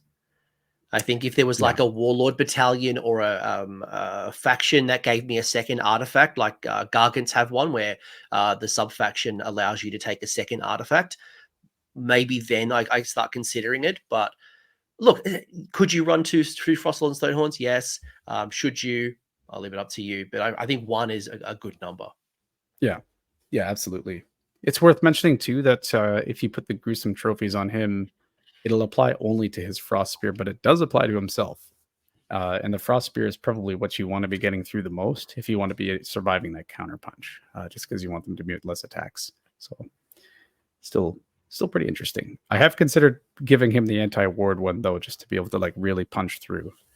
So there's some play there. It's pretty cool. Yeah, that actually is not too bad. Like, it just becomes like a heat-seeking missile. Like, right, there's this thing that I really need to get rid of. It has a ward. It's super tanky. It's a Glocken. It's a super big thing. Yeah, it's now my heat-seeking missile. That is what I'm going to do. I'm going to tie up this model. I'm going to damage it, and that's the trade. I'm also going to hold it off from the rest of my army. Yeah, and that's just like even more of a psychological threat on your opponent. You're like, oh god, he could be going after my Glutkin. Like, I don't want that. And then he's just protecting him way more than he normally would, which could cause them to make other mistakes. So it's a really valuable thing to have. Not a bad trade piece. Yep. What other units? What else comes to mind? So Frostlord and Stonehorn. While we're on the Beastclaw Raiders side, anything else that comes up? I would like to take a look at the Mournfang. Their War Scroll, because I think that they have a lot of really interesting tech on there. I just think they're purely a unit that could be adjusted by points and be okay. Yeah. So as we see, go ahead. Sorry. No, just I was going to introduce you to let's talk about it. Yeah. So especially in this meta, what we have right now is like a lot of cavalry that's got +1 damage on the charge.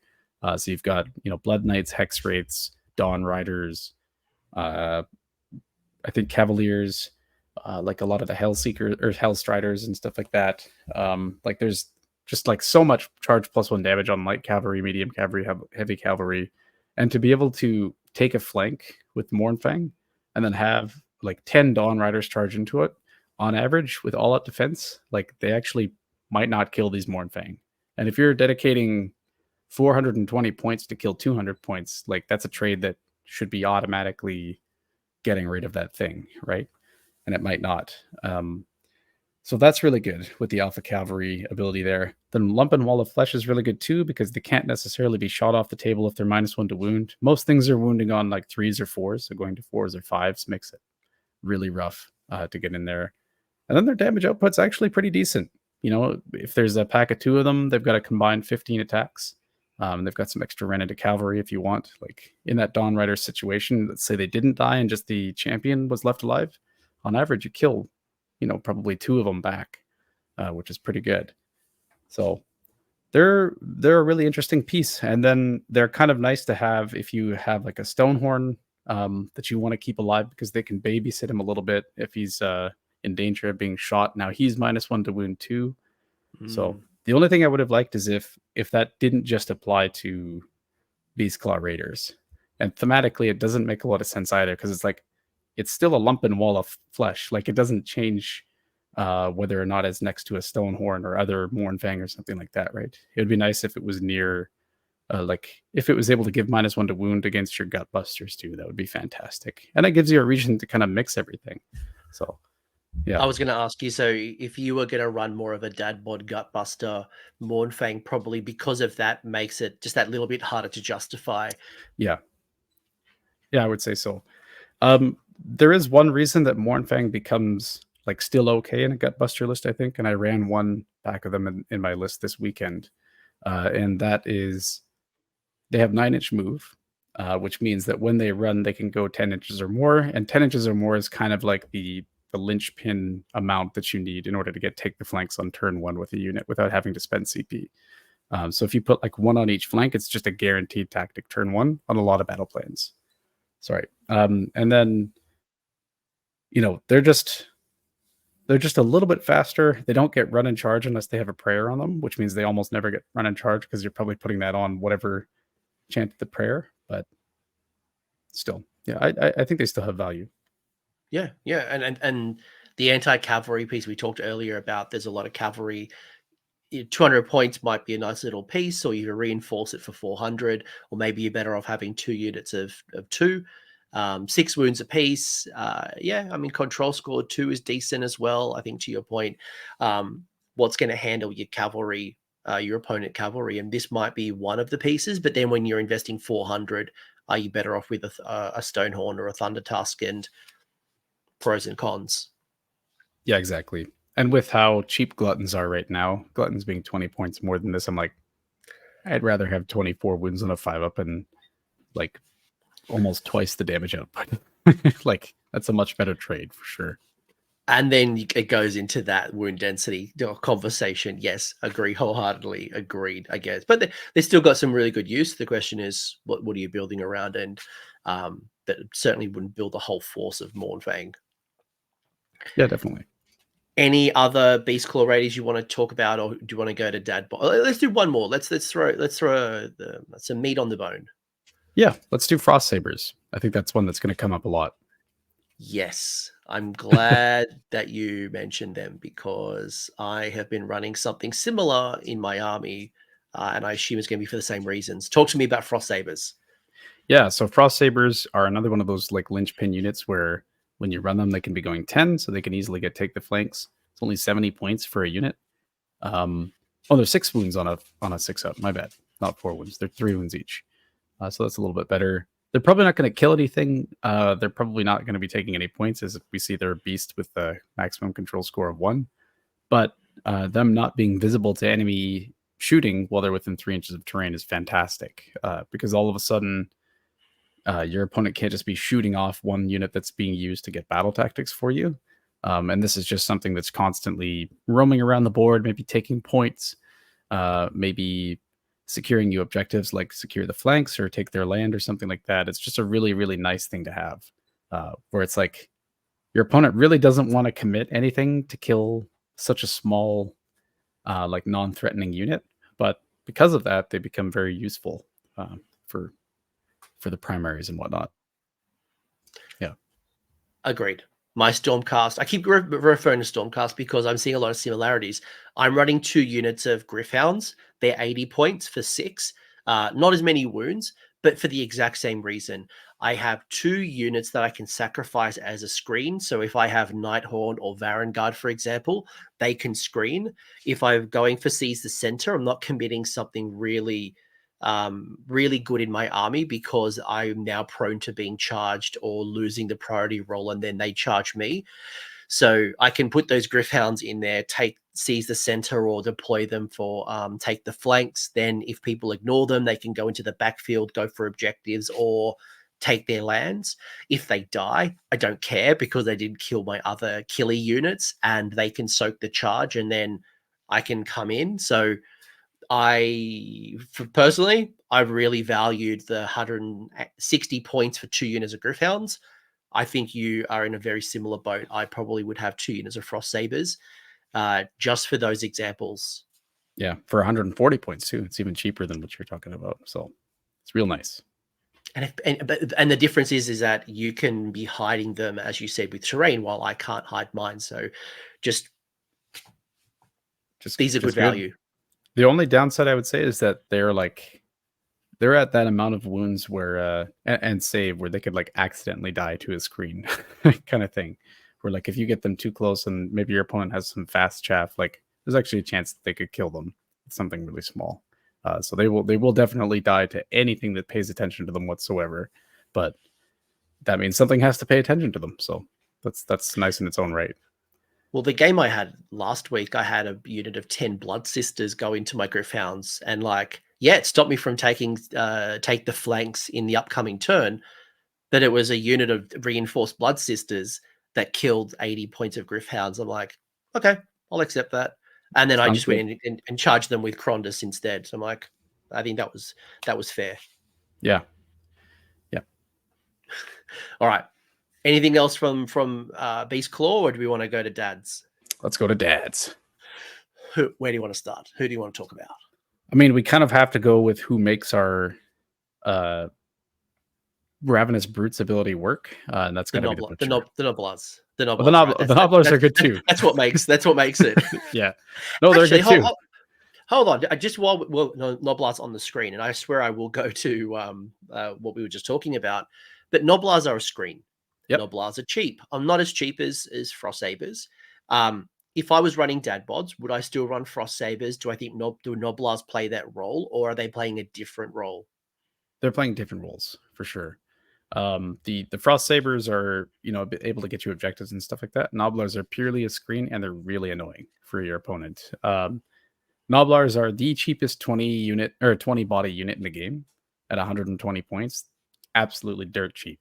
Like the next closest one is 140 points. And when you're talking about 20-point increments on such a small unit or low costed unit, like that really adds up. And they're still doing D3 mortal wounds to you in the charge phase, probably. And there's a lot of tricks with that where it says any charge phase, which means actually I'll just verbatim read out the ability and then explain what I'm trying to say. So it says pick an enemy unit within 6 inches of this unit that used a move ability this turn to be the target. You cannot pick the same unit to be the target of this ability more than once per turn. Effect, roll a d3 on a 2-up, inflict the amount of mortal damage on the target equal to the roll. So it says basically your enemy has to have used a move ability and it's any charge phase, which means if they charged into you, that would count. Let's say you countercharge with your Nobblers. That's one way that you could get some damage on something. So if they run just outside of 3 of the Nobblers, just outside of 6 of the Nobblers, you countercharge in. Then you can hit them with your nasty traps and tricks. You could redeploy into range and then hit them with it still. So I distinctly remember a practice game where a Slaughter Priest was on 2 wounds remaining, just trying to run away, limp away. I redeploy Nobblers to within 6 inches of him and just pop him and he just dies. And it's really, really satisfying. So there's a lot of use here for sure still. Not as potent as the old Nobblers, but still very good. Yeah, and maybe one other call out is no inspiring presence anymore. So you don't have to worry about babysitting them. They're not going to be running away with low bravery, and they are super static. They're going to sit there, and you'll be surprised how annoying that 1 or 2 Nobblers just sitting there pinning that opponent, especially like a monster, hero, or elite unit, just pinning them in combat, either forcing them to use a power through CP or just stopping them from doing their thing, especially if there's no shooting combat. So Noblars, not a bad little option. They're real good. The only thing is that they don't have the Gutbuster keyword, which means you have to take either a Tyrant or a Frostlord or Kragnos to actually have them in your army. So that could be considered a bit of a tax. What do you want to talk about? Gluttons? Was that what you were saying before? Sorry, I got sidetracked by Noblars. I think we all do. It's all good. Let's take a look at the Butcher, actually, just because he kind of makes this whole army work. Cool. All right. Talk to me, Butcher. Here we are. Here's the Butcher. Yeah. I mean, really, the only thing we have to pay attention to is that there's that Savage Hunger passive that he has. So it says, effect, while they're wholly within 12 inches of this unit, friendly Gutbuster units can use charge abilities even if they use their run ability in the same turn. So all of a sudden, we can actually make use of that +2 to run and still charge, which means if you roll a 6, like if you actually naturally roll a 6, you could have Gluttons or Iron Guts running 14 inches and still charging into your opponent in the same turn, which is just as fast as the Stonehorn used to be, which is insane. Like your Foot Ogres are on average outpacing Beastclaw Raiders in this book right now, just because of this one ability. It's pretty nuts. So do you take more than one? Yeah, because you probably want to have redundancy. I didn't take more than one to Tacoma just because I wanted to do like a little bit more of a mix, and I did some tinkering. But I think that if you're really leaning into just dad bods, like you probably want more than one just to make sure that you've got, multiple spheres of the 12 inches. So you can kind of be affecting more of the board. And if one dies, just lose access to a battle trait, essentially. Does that worry you when it comes to your drops? Probably one thing we didn't even talk about is obviously the regiments determining the amount of drops. Adding more butchers equals more drops. Do you want to be low drops, or you couldn't care less? I think you always want to be low drops, just because Ogres is one of the few armies that can take advantage of a double turn and deal enough damage to just end the game, like table your opponent. So if you can, probably going second is better.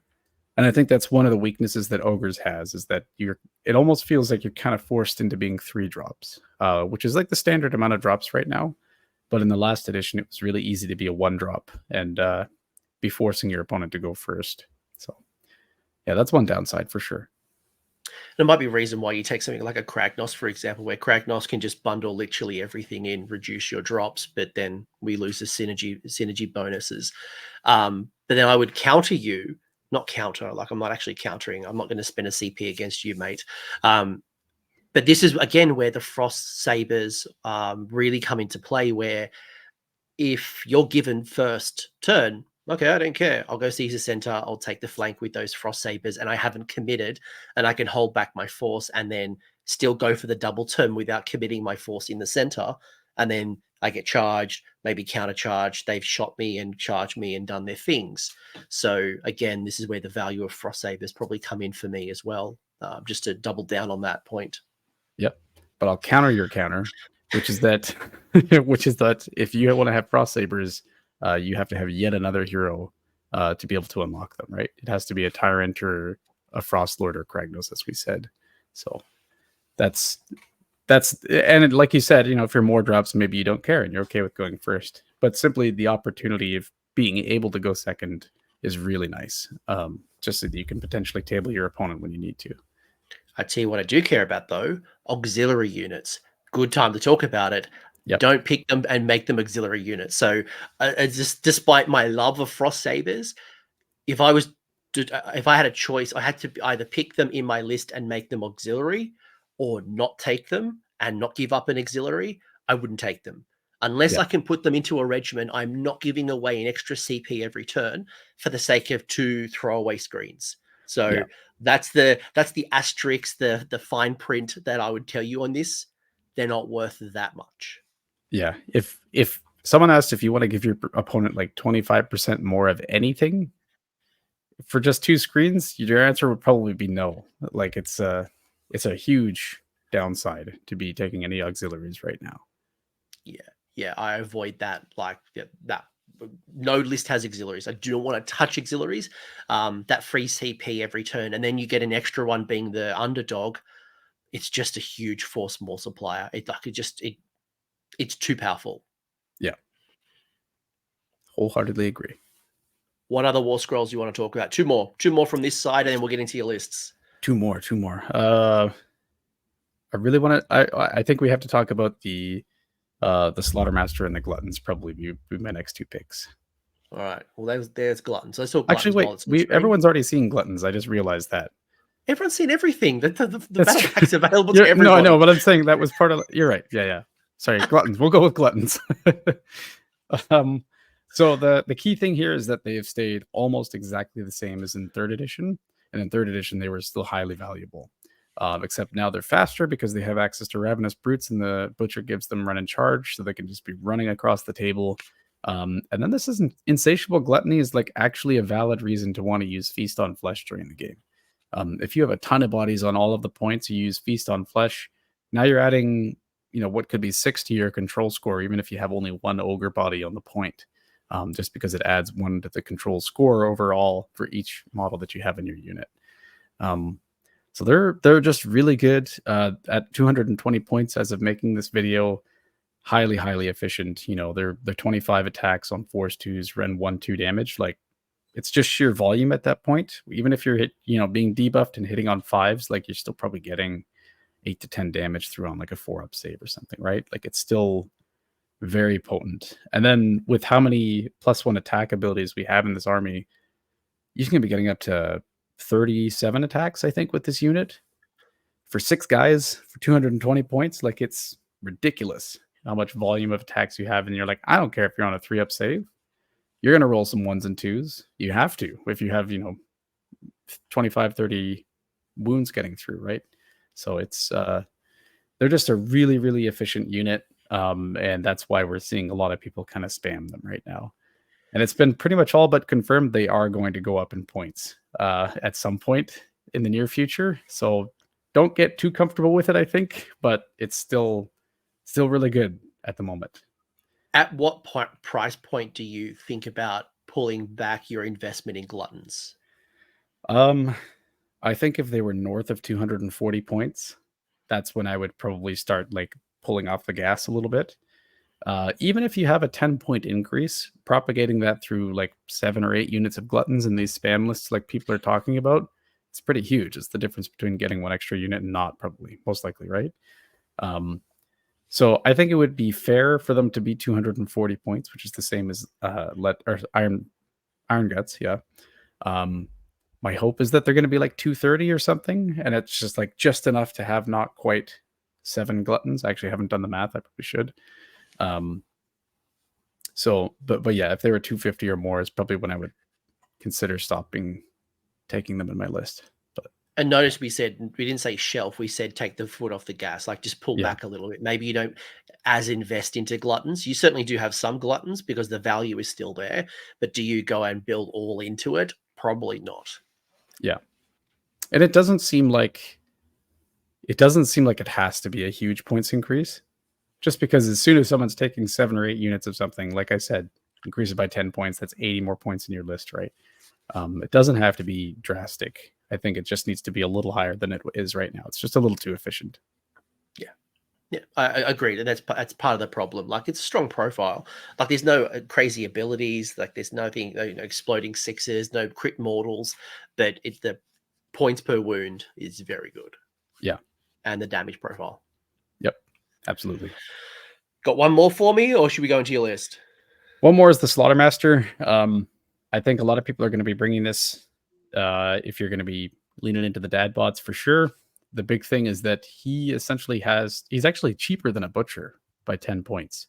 And I think that he is perfect to be sitting inside of your Mawpit. And the reason for that is that he's got that fill the pot ability where if an ogre unit of yours that's wholly within 18 of him kills something in combat, he gets like a blood tithe, essentially, like a little token. And then he can spend those tokens to issue a +1 attack or 5-up ward, and that can be done in any hero phase. So you can use it offensively or defensively, which is really, really nice. And since the Mawpit ability is also exactly 18 inches, you have this massive threat range of like, you don't want to come here. Otherwise, I'm going to be getting a ton of buffs and you're going to be taking a ton of damage. So he just works really nice with that. So that's pretty much it, honestly. Like, it's just extra buffs being given out. One of the only defensive buffs that we have, a 5-up ward. And when we have such high wound density, that's actually really valuable because it turns a 24 wound unit into like 36 wound unit effectively. So it's very good. And this is the efficiency we were just talking about with gluttons, where you start adding force multipliers like +1 attack characteristic, and like you start adding all these things, and all of a sudden, that's really the value you're getting out of this book, and which is partially why you see spam. But I think you'll start to see that kind of drop off a little bit. It's, you know, people will find the little synergies, and they'll build their little 500 point or 1,000 point blocks of regiments, and you know they'll contain themselves. But right now, the easy answer is find the thing, spam it, and then find the multiplier that makes them even better. And then that's the smooth brain thinking, and it helps us kind of get over the new edition. But if I didn't own so many gluttons or so many X, I wouldn't go out and buy them right now. I just wouldn't go too crazy. Yeah, 100%. Also, I just want to correct myself. My ward math would be effective 32 wounds, not effective 36. How dare Before you anyone not starts know screaming in the comments. this up actually? Well, Yeah. you know, don't worry about them. They'll appreciate all the wonderful insights. And by the way, if you want to hear more insights like that, and you want to hear Carson break this down, keep an eye out on Saga of Dice. They're a channel.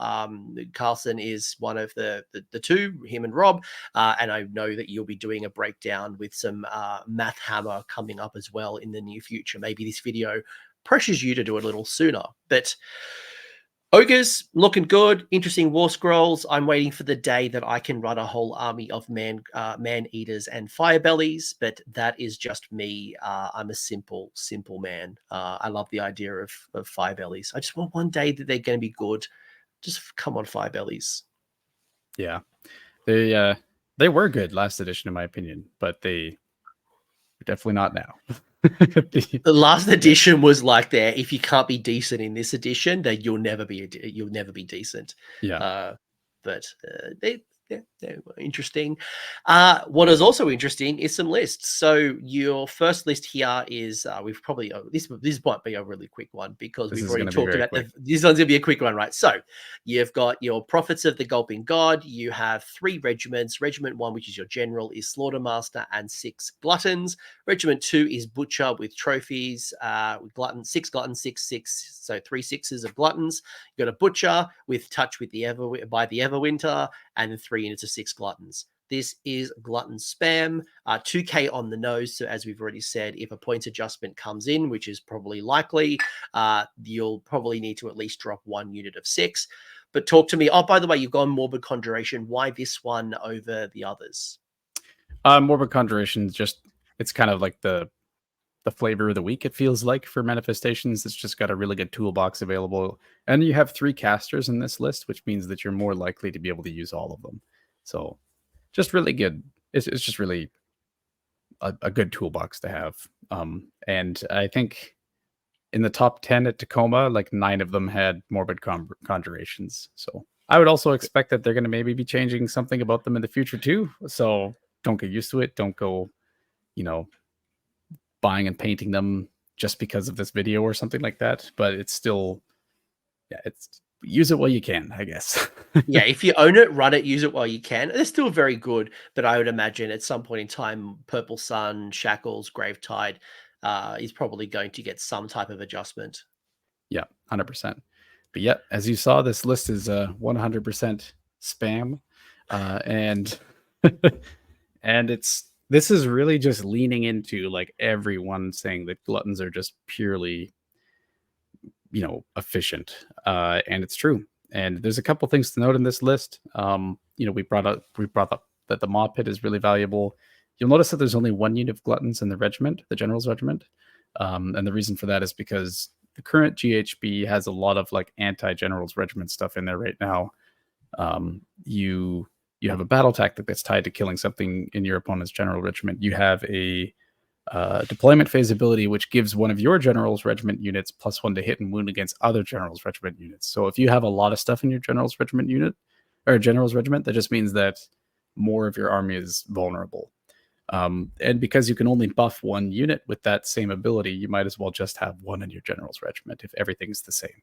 So that's kind of why I did that. And then the 2 butchers are just 3 and 3. So having, I think that's 42 gluttons is a lot. It's 168 wounds of just gluttons by itself. And you've got heal spells, as we discussed.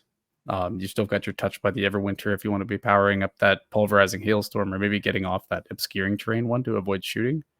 It actually has some like tech and options to it, despite it looking like spam. So yeah, I don't think this is actually viable. I think that, especially with what I saw at the very top tables at Tacoma, like this would probably maybe not even make it into the champs bracket. When you see like how powerful death is right now in this early meta, but it's definitely going to punish a lot of people that aren't prepared for it. 2 burning questions, and then we're going to move to your Tacoma list. Okay. Burning question 1 is, would you reinforce that unit of Ogre Gluttons in the General's Regiment to make that battle tactic harder to score and the buffs more beneficial? No. The reason why I wouldn't is because originally we thought damage is going to be less this edition. And if anything, it's probably more with some other stuff, especially with cavalry that can really reach out and spike stuff. Like 3 Blood Knights were able to clear 5 Gluttons on their own on the charge, and in one of my games this weekend, which was very surprising to me. And if that's the case, what can 10 Blood Knights do, right? They can easily pick up 12 Gluttons without a problem. And it's not unrealistic for like a really potent cavalry hammer to be doing like 50 to 60 damage, which sounds crazy, but that's about how many wounds 12 Gluttons is. And then another issue is that you kind of want to be reducing your footprint on how vulnerable that unit can be. As I said, we're like, if you have more bodies to get more value out of the honor guard ability into, then it's just kind of, it's just something that can be used against you. So yes, it's harder to get the battle tactic against them for sure, but that's like one benefit compared to a lot of downsides. And then one upside of having a bunch of MSU units is that you can use more trampling charge mortals from them. You're all of a sudden getting 2d3 instead of 1d3 when you charge into them. And when you're trying to crack like a 3-up save, it's just useful, right? It's just good to have. The flip side is, would you drop the Ogre Gluttons from that regiment? So let's say point adjustments came in and you got to drop 6 Gluttons.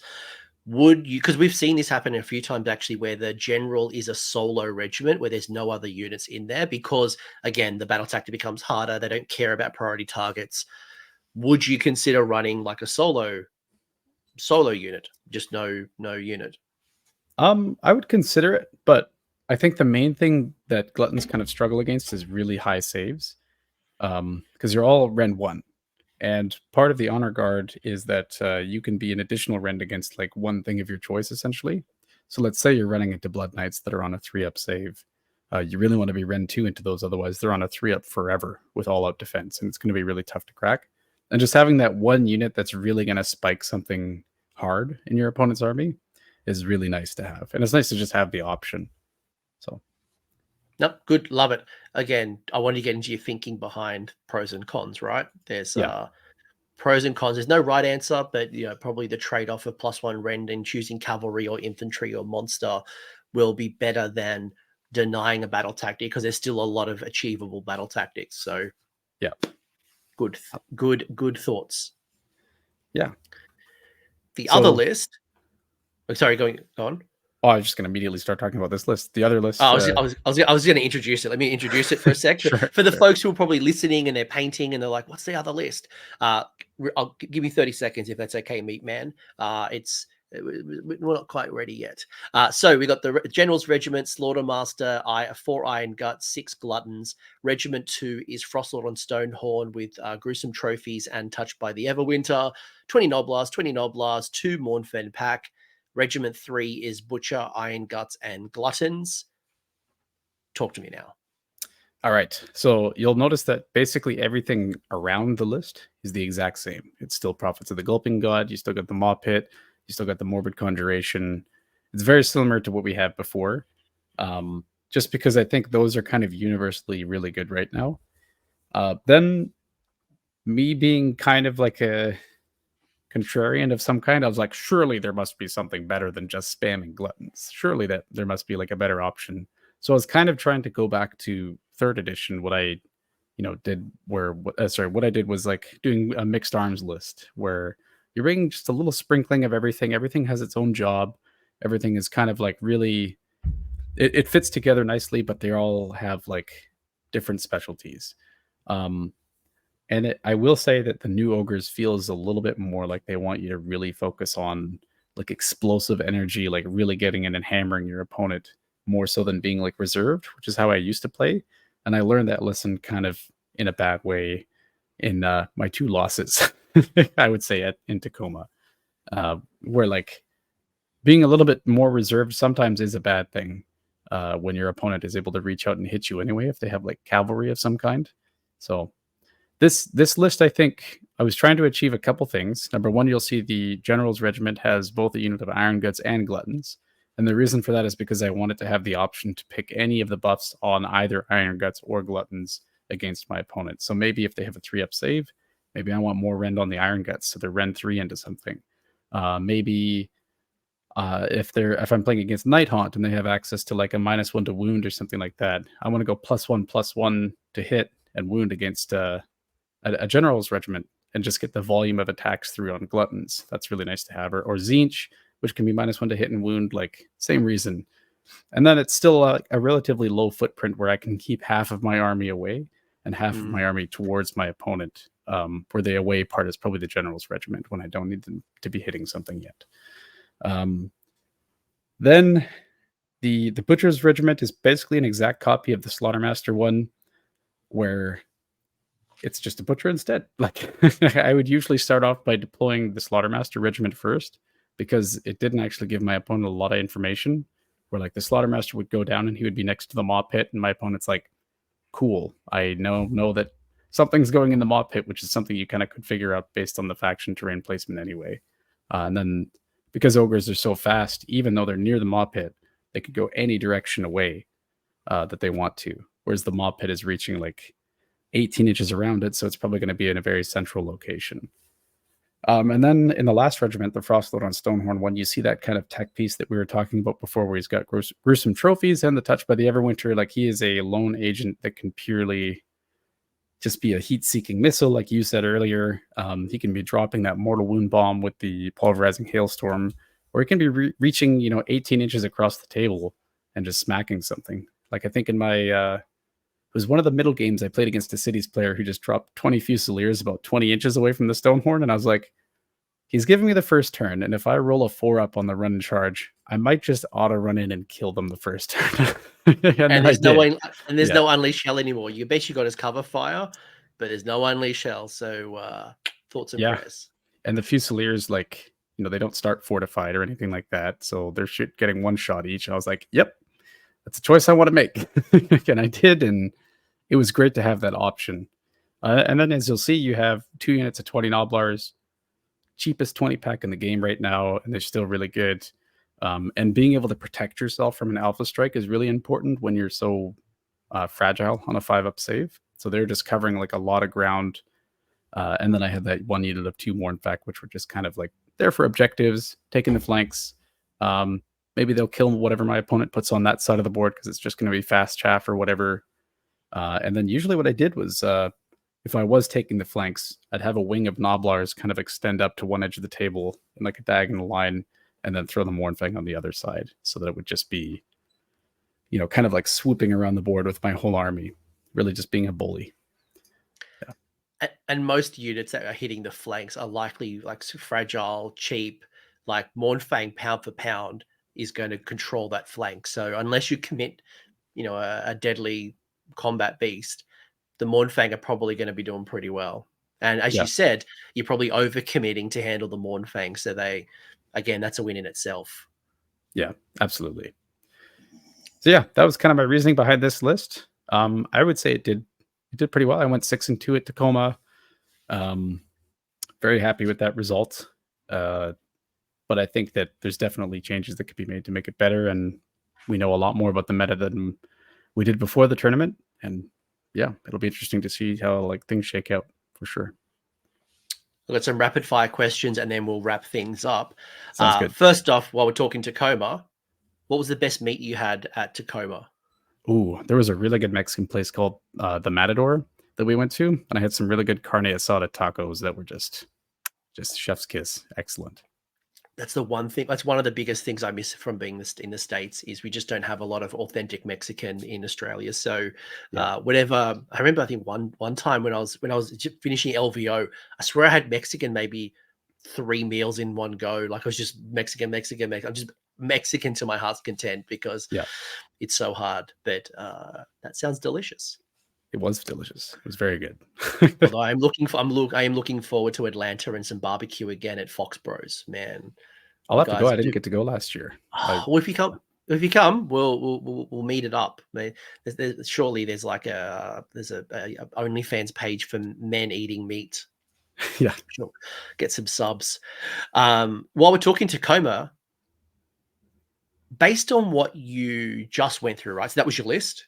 Yes. And your lessons and learnings. What would you do differently? Like, do you think your list was equipped to handle the meta as it is? Do you think that there was like a critical missing piece or maybe an assumption that you thought and you went in, it actually wasn't true, or maybe it was worse than you thought? Or like, what was, I guess, like, unpack it for me. Yeah, so I think my learnings were, so the 2 games that I lost, looking back on them, I had made mistakes where I could have pulled it through. Especially the first loss that I had was very close. And there's always things you can be doing better. A lot of it kind of relies on like how I used to treat playing ogres versus how I'm supposed to play them now. And one big thing is that we just don't have that fast anvil that the Stonehorde used to be anymore, where you can pin stuff. The Stonehorde is now like kind of a one-time missile where he goes in, absolutely deletes something. If you're lucky, you can power through away, but chances are something's going to come hit him after that. Or maybe he's like the final death blow, or maybe he's just killing stuff on the flanks, but he definitely can't just charge into the center of your opponent's army anymore without being punished. That's a big thing. Then I think that the list that I had was probably prepared to deal with most things that we saw at the tournament. The only thing is I would say Night Haunt is a huge problem right now. They're one of those armies that's just like very highly efficient. They got a lot of like wounds per points. They're all on 4-up ethereal saves. And they can just be absolutely swarming you with bodies at pretty much the same speed you're going, just because of their sub-faction that allows you to run and retreat and charge and all that sort of stuff. So that I wouldn't have won the tournament. I'm almost positive if I got into the champs bracket and played like, Mason Knox or Tom Guan or something like that. But I still think that there's kind of like a couple tiers in like what we see in the meta, where you have like a lot of the really crazy cavalry and like Night Haunt and FEC is really good, which we didn't even really see. And Soul Blight, all the death armies are great. OBR is weirdly the most balanced of them. Even Suns, there wasn't really many Suns. And look, we are literally weeks. This is one of the first major events, right? So it's all learnings here, right? It's a Wild West. Some armies are going to be adjusted. Some armies need a little bit of support, and also some things like I've tested so many Stormcast lists making changes, right? And you can get into this analysis paralysis where like, I lost against Skaven, right? Okay, what do I do to handle Skaven? But then that's changed the whole formation of your army, and now you're not good at other armies. So it's like, at what point do you just accept that against Night Haunt, I've either got to play better, I've got to work within my limitations, I've really got to prioritize, or is there something that if I was going to a tournament to win it, I need to have the tools to handle Cavalry, Night Haunt, Endless Spells, and like these top 3 things, like they're the most critical things in my list building considerations. Yeah, there's always give and take for sure. I think we're in a very rock, paper, scissors meta right now, where like you have a lot of people are kind of countering different things, and you can easily get swayed by your very local meta. If you're playing against the same friends at the same like all the time, and they're playing the same armies, then you might show up to a GT and play an army you'd never played before and just get absolutely swept, right? That's always a possibility. So I think that like the biggest tip I can give is you should really get out there and like play more people at your local store, and like play on TTS if you can. Play people from like nowhere near where you live. Stay up until 3 a.m. and play the Australians, right? Like it's not me. I'm in bed at 3 a.m. Yeah. But you're right. Get exposure. And my advice would be as well, don't change your list. Like just because you lost against one particular army, It could be just you just didn't use it correctly, like you didn't make the right decisions at the right time, or if you play against lots of different factions, actually maybe your win rate is like really high. It's just against one particular army, and maybe they're not a very popular army in the meta, so the likelihood of playing them in a 5-game tournament is quite low. So maybe it's just a risk you accept. Yeah, absolutely. And what you said about playing or not changing your list is huge, right? That one could argue that that's why I was pretty successful last year, is that my list almost didn't change from last year's Tacoma Open all the way to the World Championships. There's like maybe 2 units in a command trait different or something. And it just helps to be extremely familiar with what you have and you know exactly what the capabilities are, and you can experience the rest of the game with that context in mind. Whereas if you're like swapping between armies all the time, not even just lists, but armies all the time too, you can be kind of tricked into thinking that your units can do things that they can't actually do. So. Yeah, a seasoned player who's been playing their faction for a long time will know enough to be able to make the appropriate adjustments.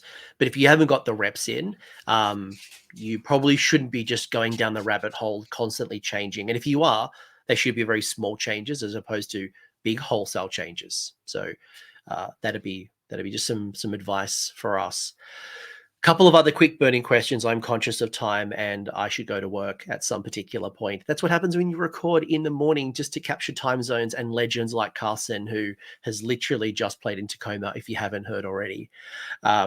So a couple of burning questions. Undercover Dinosaur saying there has been a lot of doom posting about the only good foot hero being butchers and slaughtermasters. Do you think this is valid?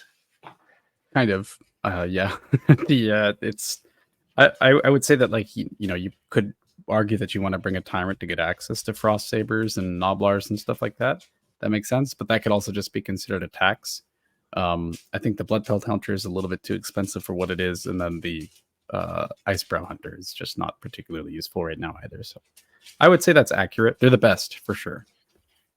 I'm glad you mentioned the Icebrow Hunter, because Eon Fenry had asked, given we've talked a little bit about Frost Sabers and their obviously battle tactic benefits, by extension, did you think Icebrow Hunters were worth considering for the same reason? And I'm hearing maybe no, but Icebrow Hunters would unlock them to stop them from being auxiliary. So maybe that's a way that you get around that if you can't already do it. Yeah, maybe. It depends on like where the points lie for sure in your list. Where like one reason to bring a tyrant is that it allows you to have both Noblars and Frost Sabers. So if you want access to both, you have to have that. Icebrow Hunter would just get you Frost Sabers and other Beastclaw Raiders. So might not necessarily be worth it for 130 points. I would personally rather pay 50 more points to get access to everything. But it's just whatever you want to achieve with your list, right? If you just want Frost Sabers, then maybe that's the choice. 42 asking, do you think we've lost a bit of the fluff of the army? No. No, I don't think so. I think that a lot of people are maybe disappointed that like Beastclaw Raiders aren't as tough as they used to be, and I'll agree on that for sure. But I actually think that ogres are in kind of a unique spot where it's just like we are just explosively fast and deal a ton of damage, and we're kind of a kiting army now, which is almost like Slaanesh-esque, but in a destruction army, which is kind of neat.